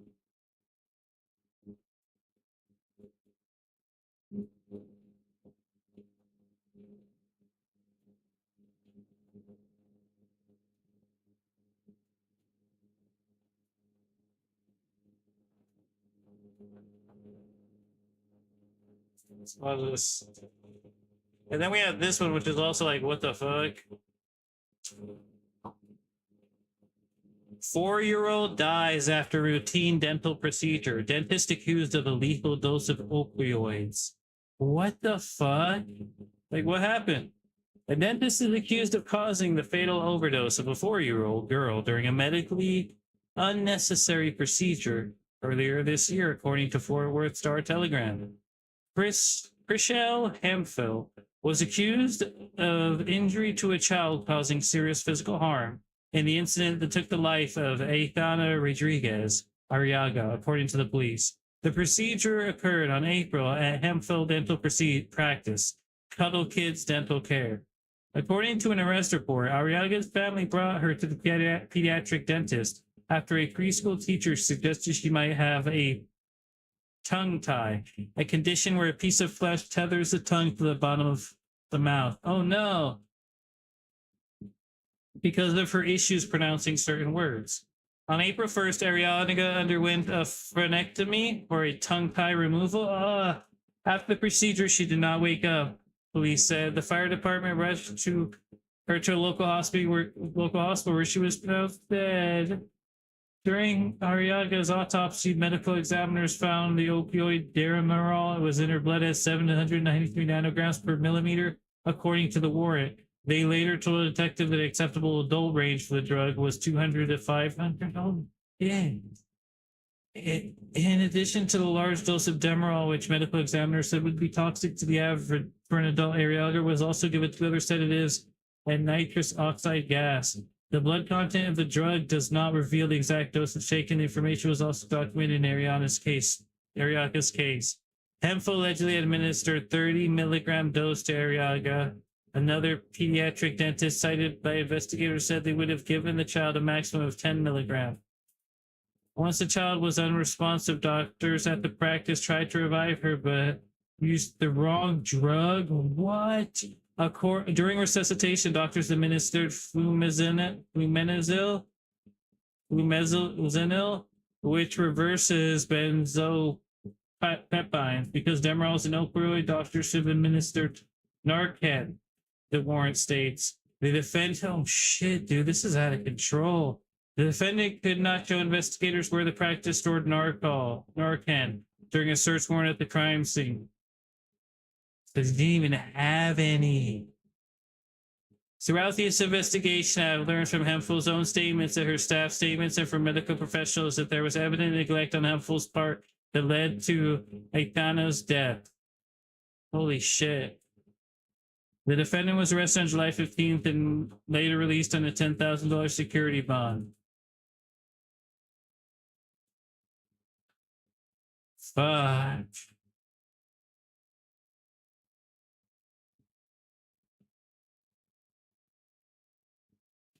That's wild.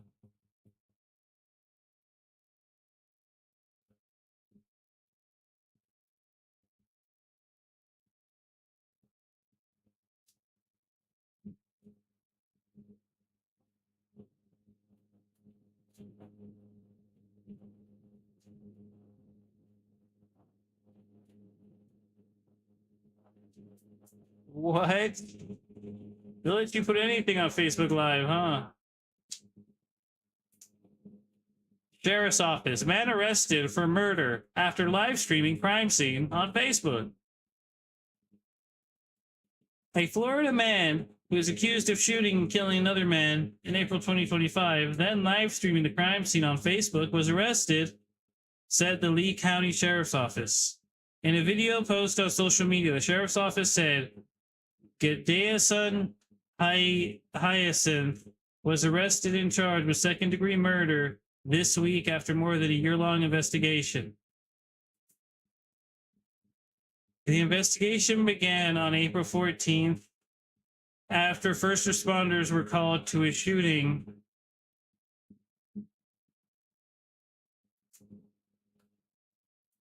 on the local road in the Pine Manor community.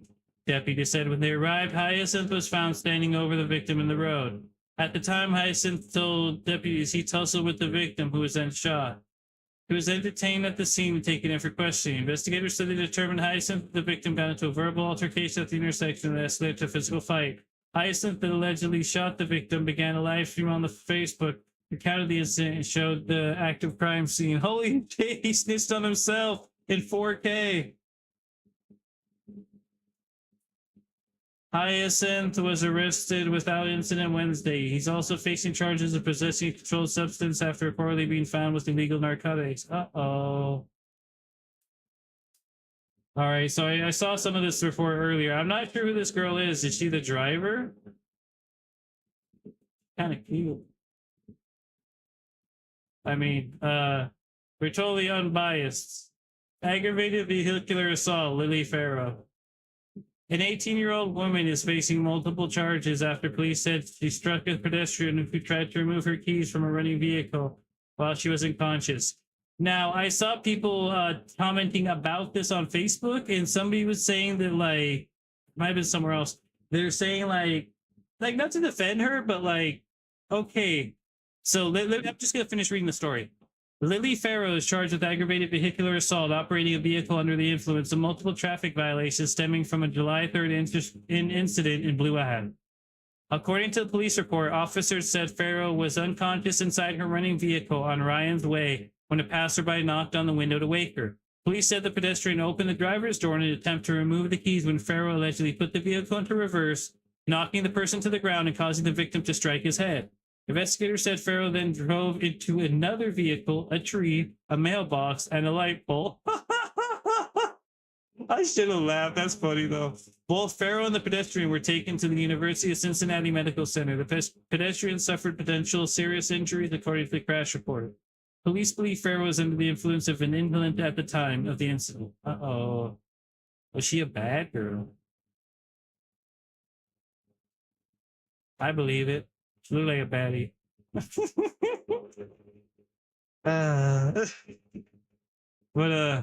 What were we talking about? Aside from swooning over this huffer. But no, I saw some people defending it, and it's like because apparently because she was unconscious, that's when the dude went to go open the door. Now I understand trying to intervene and trying to help. But, like, I don't know, like, let's say you wake up, you don't know where you are, and then you see somebody trying to go into your car and reach for your keys and stuff like that. You're going to think you're being fucking robbed. You're going to think you're fucking being assaulted or some shit like that, especially a female, especially a pretty one. Like, come on, man. Cut her some slack. And then we have this one. Naked boy found in street after escaping boarded up room. What the fuck? 3 arrested. I hope 3 people were arrested.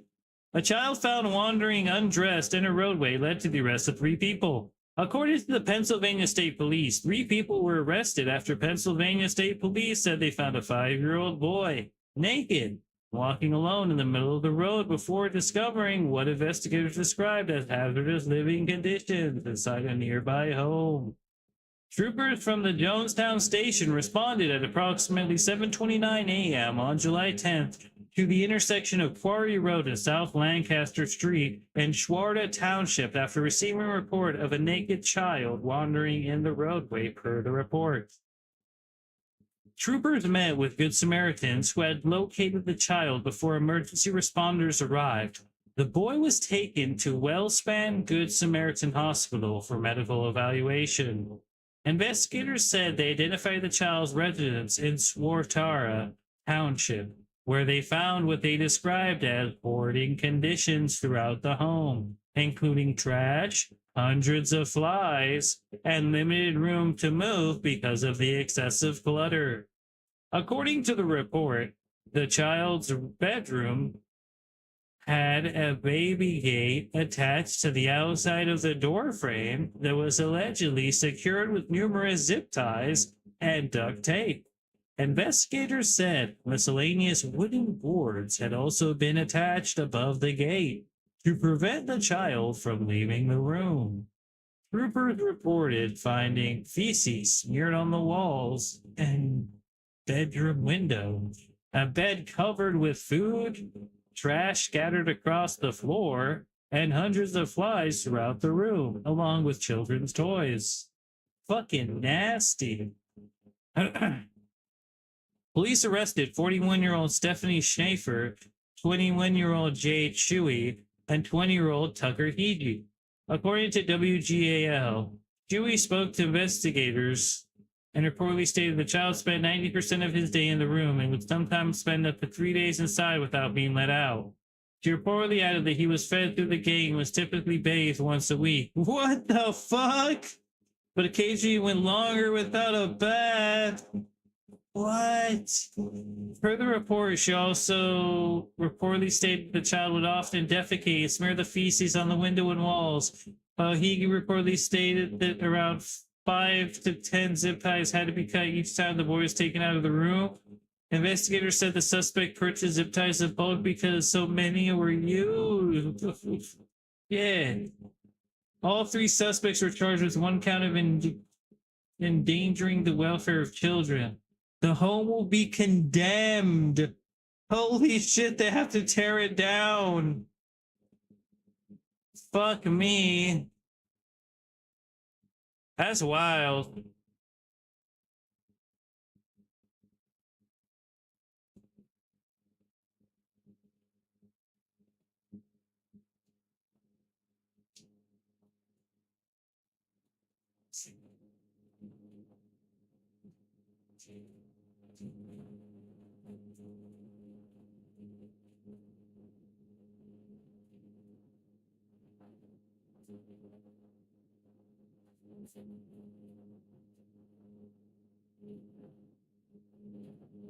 No, this is just bullshit right here. This is some bullshit. Some cosmic bullshit. Man dies on walk with grandson after tree limb falls on him. What the actual fuck, universe? Why are you doing this shit to grandpas? An Alabama man has died after a large oak limb fell on him during a walk with his grandson. Geneva County Coroner Donnie Atkinson said that 60-year-old Melvin Dixon was struck by the limb Tuesday afternoon. A neighbor used a jack to help lift the limb off him as family members worked to free Dixon, but he was pronounced dead at the scene. This tragic accident serves as a reminder of how quickly life can change, Atkinson said. Family, friends, neighbors, and first responders were left shocked by the sudden and random nature of this heartbreaking incident. That's just wild. The fuck?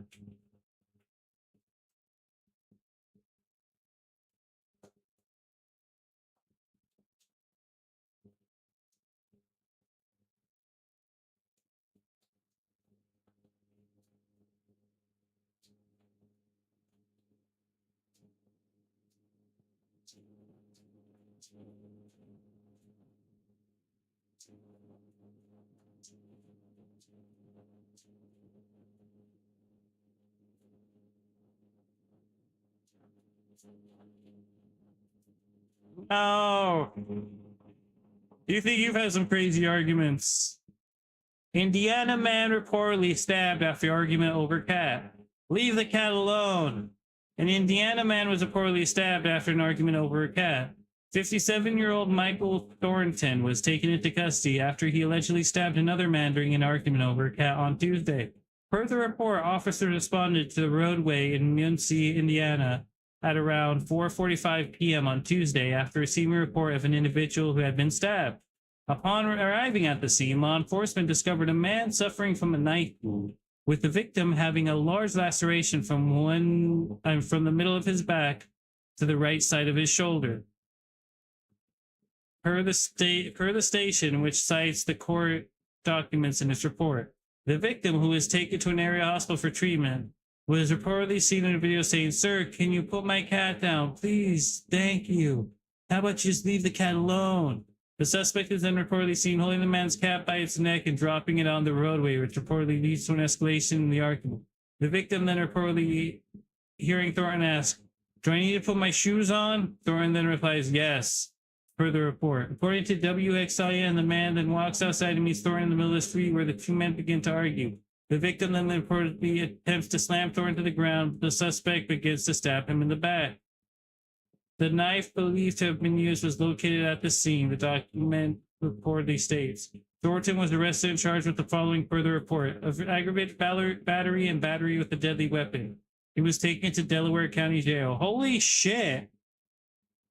But wait, why was that dude grabbing his cat though? Not saying it's okay to stab him, but why did he grab his cat? Don't be grabbing people's cats.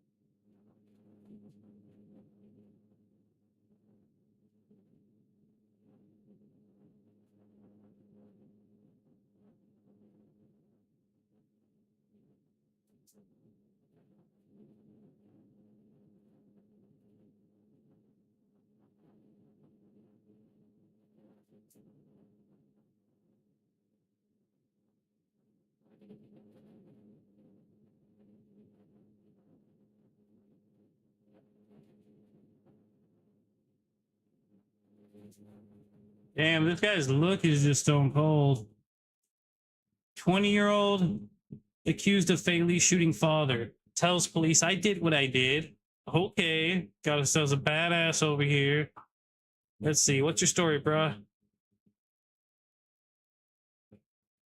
A man was jailed after allegedly shooting and killing his father in their home earlier this week, according to Law and Crime. Marcus Xavier Benavides, 20, was accused of one count of murder in the death of Marcus Benavides, 47.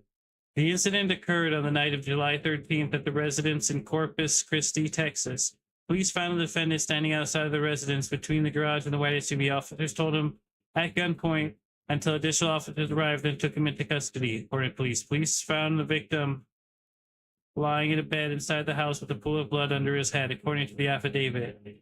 An officer checked for a pulse but found none. Paramedics pronounced him dead at the scene. Police read Marcus Xavier Benavides as Miranda rights just before midnight, according to the affidavit. During a custodial interview, he declined to answer questions and asked for an attorney. As officers placed the accused in a patrol car and closed the door, he allegedly stated, I did what I did. The victim's wife told police her son had recently been hospitalized for several days and was experiencing hallucinations and drug withdrawal symptoms, according to the affidavit. She also reported calling a crisis hotline about an hour before the incident about her son and said he was not feeling well. After her husband went to bed, the mother stayed up with her son and told investigators she saw him nodding and looking at the ceilings as if someone was speaking to him. Later that night, he acted erratically, grabbed a handgun from a nightstand and fired around, according to the affidavit. She said she tried to intervene after hearing the shot, but then heard multiple shots during a struggle, and then it was too late. Investigators collected a firearm and bullet from the bedroom. According to the charging document, the defendant was tested for gunshot residue. I remember we read a story earlier, like back a few weeks ago, where they were having a disagreement over gun rights. Sounds similar to that. Teens fought off stranger in state park who allegedly threatened to sexually assault them. Go have fun at the park this summer, kids. 2 teenagers fought off a man who threatened to sexually assault them at knife point in a state park. Holy shit! According to a release from Department of Energy and Environmental Protection and reporting from CT Post, 23-year-old Darius Moreno approached 2 teenage girls with a knife and attempted to sexually assault them in the Kettletown State Park on July 13th. What the fuck? What a fucking creep. Is this a creep? Good. Glad they smacked him in the head. Moreno allegedly attempted to pull the teenagers into the woods by their hair. He was accused of throwing one of the teenagers to the ground and trying to suffocate her with dirt. What the fuck?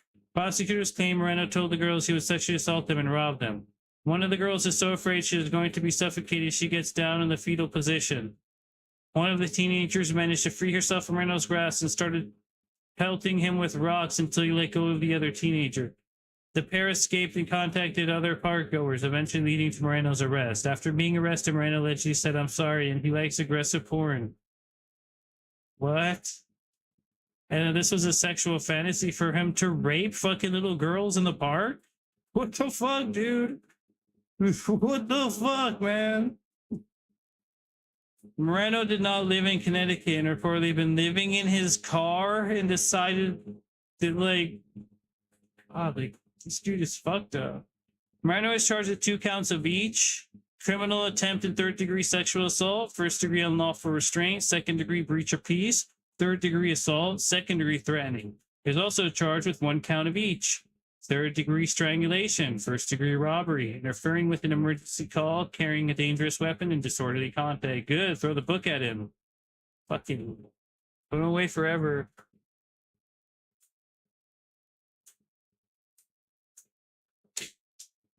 Woman stabbed friend with scissors after he told her she was not allowed to drink an Uber. A woman was jailed after stabbing her friend with scissors during an Uber ride, according to Law and Crime.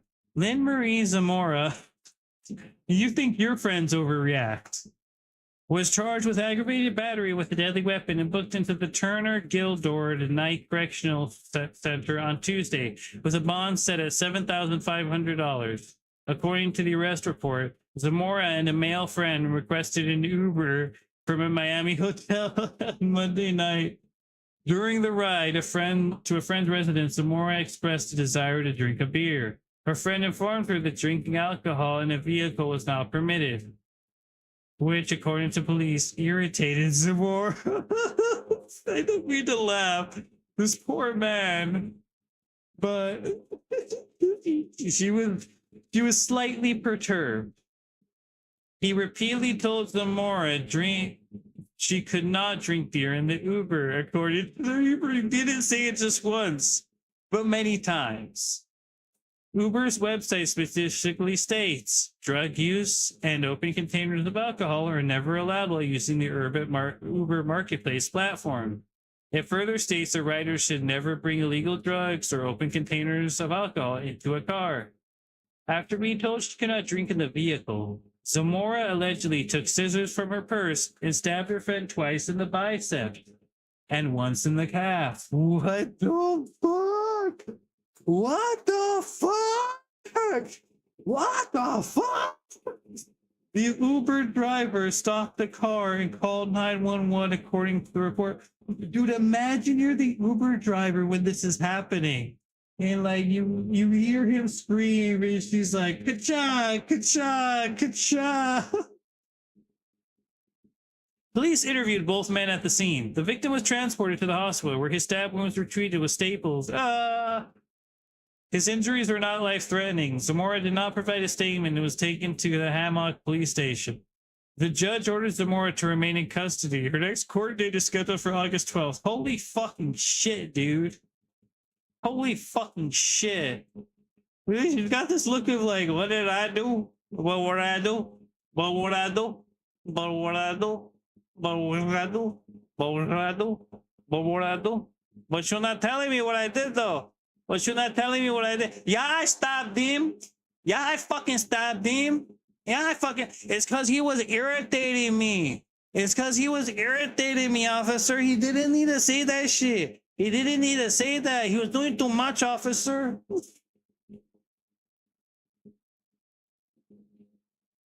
He didn't need to say shit, officer. That is wild, yo, to stab your friend. Like, you two were in an Uber. In an Uber.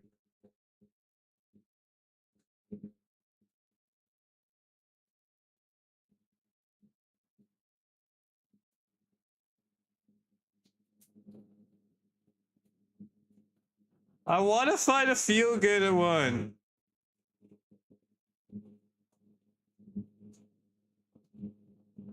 Because we need something to close on.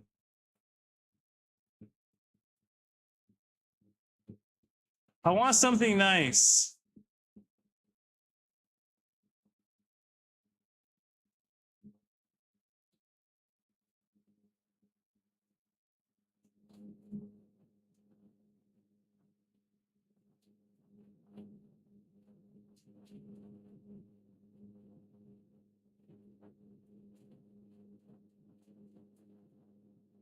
All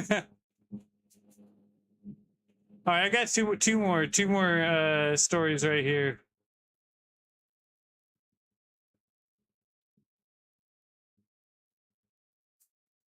And then we got a feel-good one. So this one right here is wild. Man dies in grocery store. Store allegedly stayed open and hid the body under carts for hours.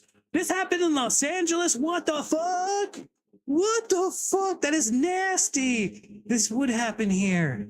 After a customer died at a grocery store, employees were allegedly told to hide the body under carts and umbrellas for hours while customers continued shopping. According to official information and interviews obtained by CBS, on July 5th, a customer shopping at Vaughn's, a grocery store, collapsed while suffering a medical emergency at the bakery aisle.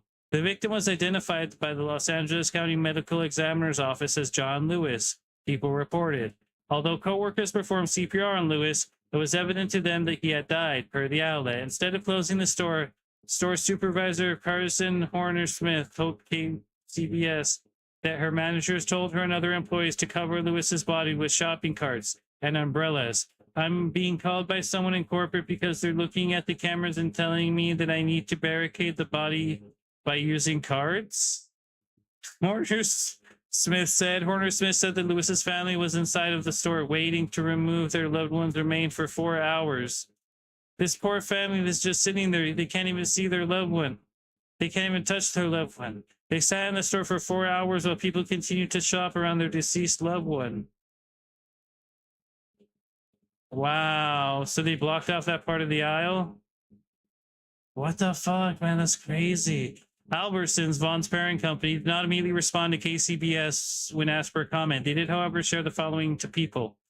We are saddened by this tragic situation and our thoughts are with the individual's family and loved ones. Our team contacted emergency responders, supported first responders as they attended to the medical emergency, as well as local police who remained present.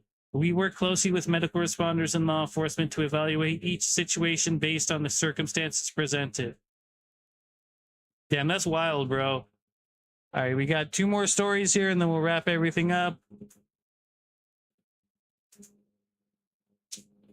71-year-old Indiana man allegedly robbed 2 banks, said he needed the money for the electric bill. An Indiana man was taken into custody after he allegedly robbed 2 banks to get money to pay his electric bill.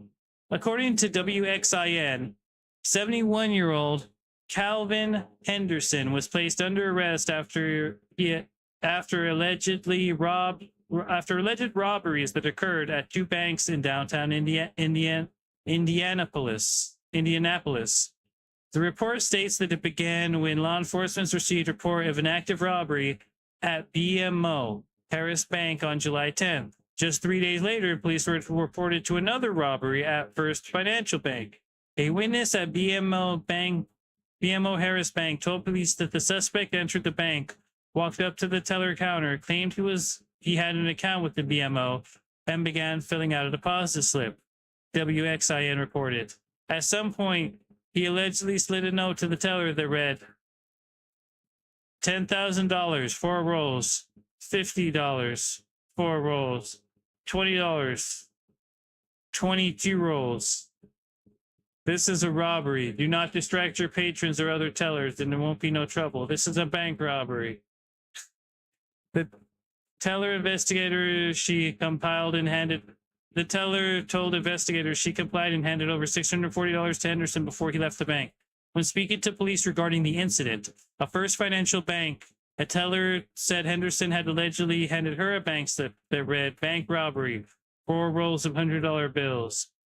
The teller reportedly told police she handed Henderson an undetermined amount of money, along with bait money from the drawer, fearing for her life. Henderson was ultimately spotted at a transit center wearing clothes that matched the description provided by employees of the bank, and he was detained, according to the report. Investigators said Henderson was found in possession of a blue pen with the words "First" on it while he was detained, and determined the pen had been taken from the First Financial Bank is because of a pen. Ha! During an interview with law enforcement, the suspect reportedly stated that he had robbed banks to get the money to pay his bills, adding that he did not have a weapon during the robberies, WXIN reported. He reportedly said he committed the alleged crimes because he needed the money to pay an electric bill, which he said totaled $300. Henderson was arrested and faces the following preliminary charges: robbery, 2 felony accounts. Crazy old man. All right, well, here's a feel-good story to help close out things. 16-year-old saved stranger's life by doing the right thing after a crash. A 16-year-old saved a stranger's life by being at the right place at the right time and doing the right thing after a car crash. Randy Gerlach, 16, was driving down a country road when he saw a car in a ditch. Although many others kept driving, Gerald had a sinking feeling. I wasn't sure if something actually happened or if the driver just kind of accidentally went too far on the shoulder and just went in. Gerlach said, I turned around in town because I figured by then if it was an accident and they didn't mean to, they would have been gone by then, and they weren't. Gerlach jumped out of his car to investigate the shoulder vehicle and found an unconscious woman in the driver's seat. He called 911, and that woman was quickly taken to the hospital. Aww, where doctors revealed that if Gerlach had been even 20 minutes later, she likely wouldn't have survived. He saved her life. Aww, good job, boy. Just right place at the right time, and I actually did the right thing, and just didn't keep going. Yeah, did the right thing and just didn't keep going. Hell yeah, good job. What's his name again? Randy. Good job, Randy. All right, thank y'all so much for hanging out with us today. That has been NITE SESH. I'm gonna let y'all go with one more dab right here. But yeah, what did we talk about today? We talked about PALWORLD 1.0. We talked about the PALWORLD hype. PALWORLD hype, PALWORLD hype. I do love PALWORLD. I love that we've gotten to the point where we're kind of picking up from beating the game. We played it on Xbox, but now we're over here enjoying it on PC. Should we get some mods? Maybe. I do enjoy the vanilla PALWORLD. But I'm going to go ahead and go have some dinner really quick. Come back a little bit after midnight, maybe. PALWORLD shenanigans shall continue. But yeah, PALWORLD, we talked about 1.0, stuff I like, stuff I love, returning to the game after some time. We also talked about swamp ass summer. That's right, 2026 is a scorcher. It's been like high 90s. I'm not hitting triple digits. We're not Arizona and fucking Nevada and shit like that, but you know, it's hot. It's hot. We talked about Bethesda and Obsidian both fighting for the future of Fallout now, both announcing the games are coming, but we'll see who gets theirs out first. All right. We also talked about the new Caesar sauce you get at McDonald's. I'm gonna go make myself a little wrap with the Caesar sauce, like a little ghetto "we're at home and we don't have McDonald's right now" wrap. And yeah, if you love Caesar dressing, check it out. Recommended by me. Also recommended by me is X-Men 97. We talked a bit about episodes. Which episodes did we talk about? Episodes 4 and 5 from X-Men 97, Days of the Age of Apocalypse, I think. Got 2-part, and then the Weapon X program with Wolverine. That was a good one. House of the Dragon. We had the West Wing episode, and then we had the episode with Orman. Orman, an interesting villain. It's kind of a weirdo. I'm concerned about what he's going to do with this piece he has. This piece on the board that could become a High Tower King. So we'll see what happens with that. We'll see what happens with the Dragon Riders, and if they turn on her, she's not treating them very well. So we'll see.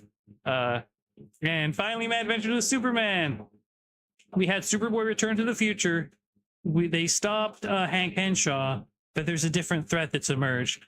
Superman does not have his powers, and how will this all fare? We return to My Adventures with Superman tomorrow, I think. Yeah.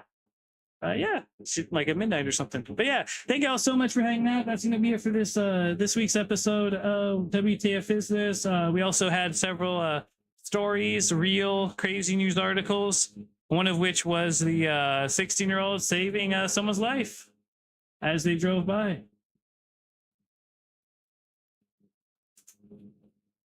But this kid did not. He stopped. Randy, the homie Randy right here. The homie Randy. Doing the right thing. You're what's up, Randy.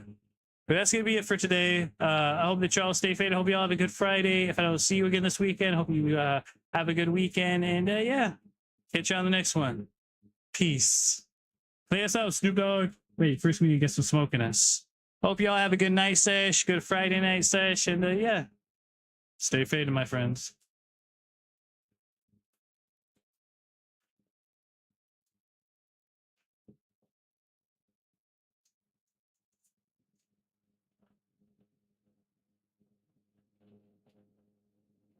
Play us out, Snoop. Smoke weed every day.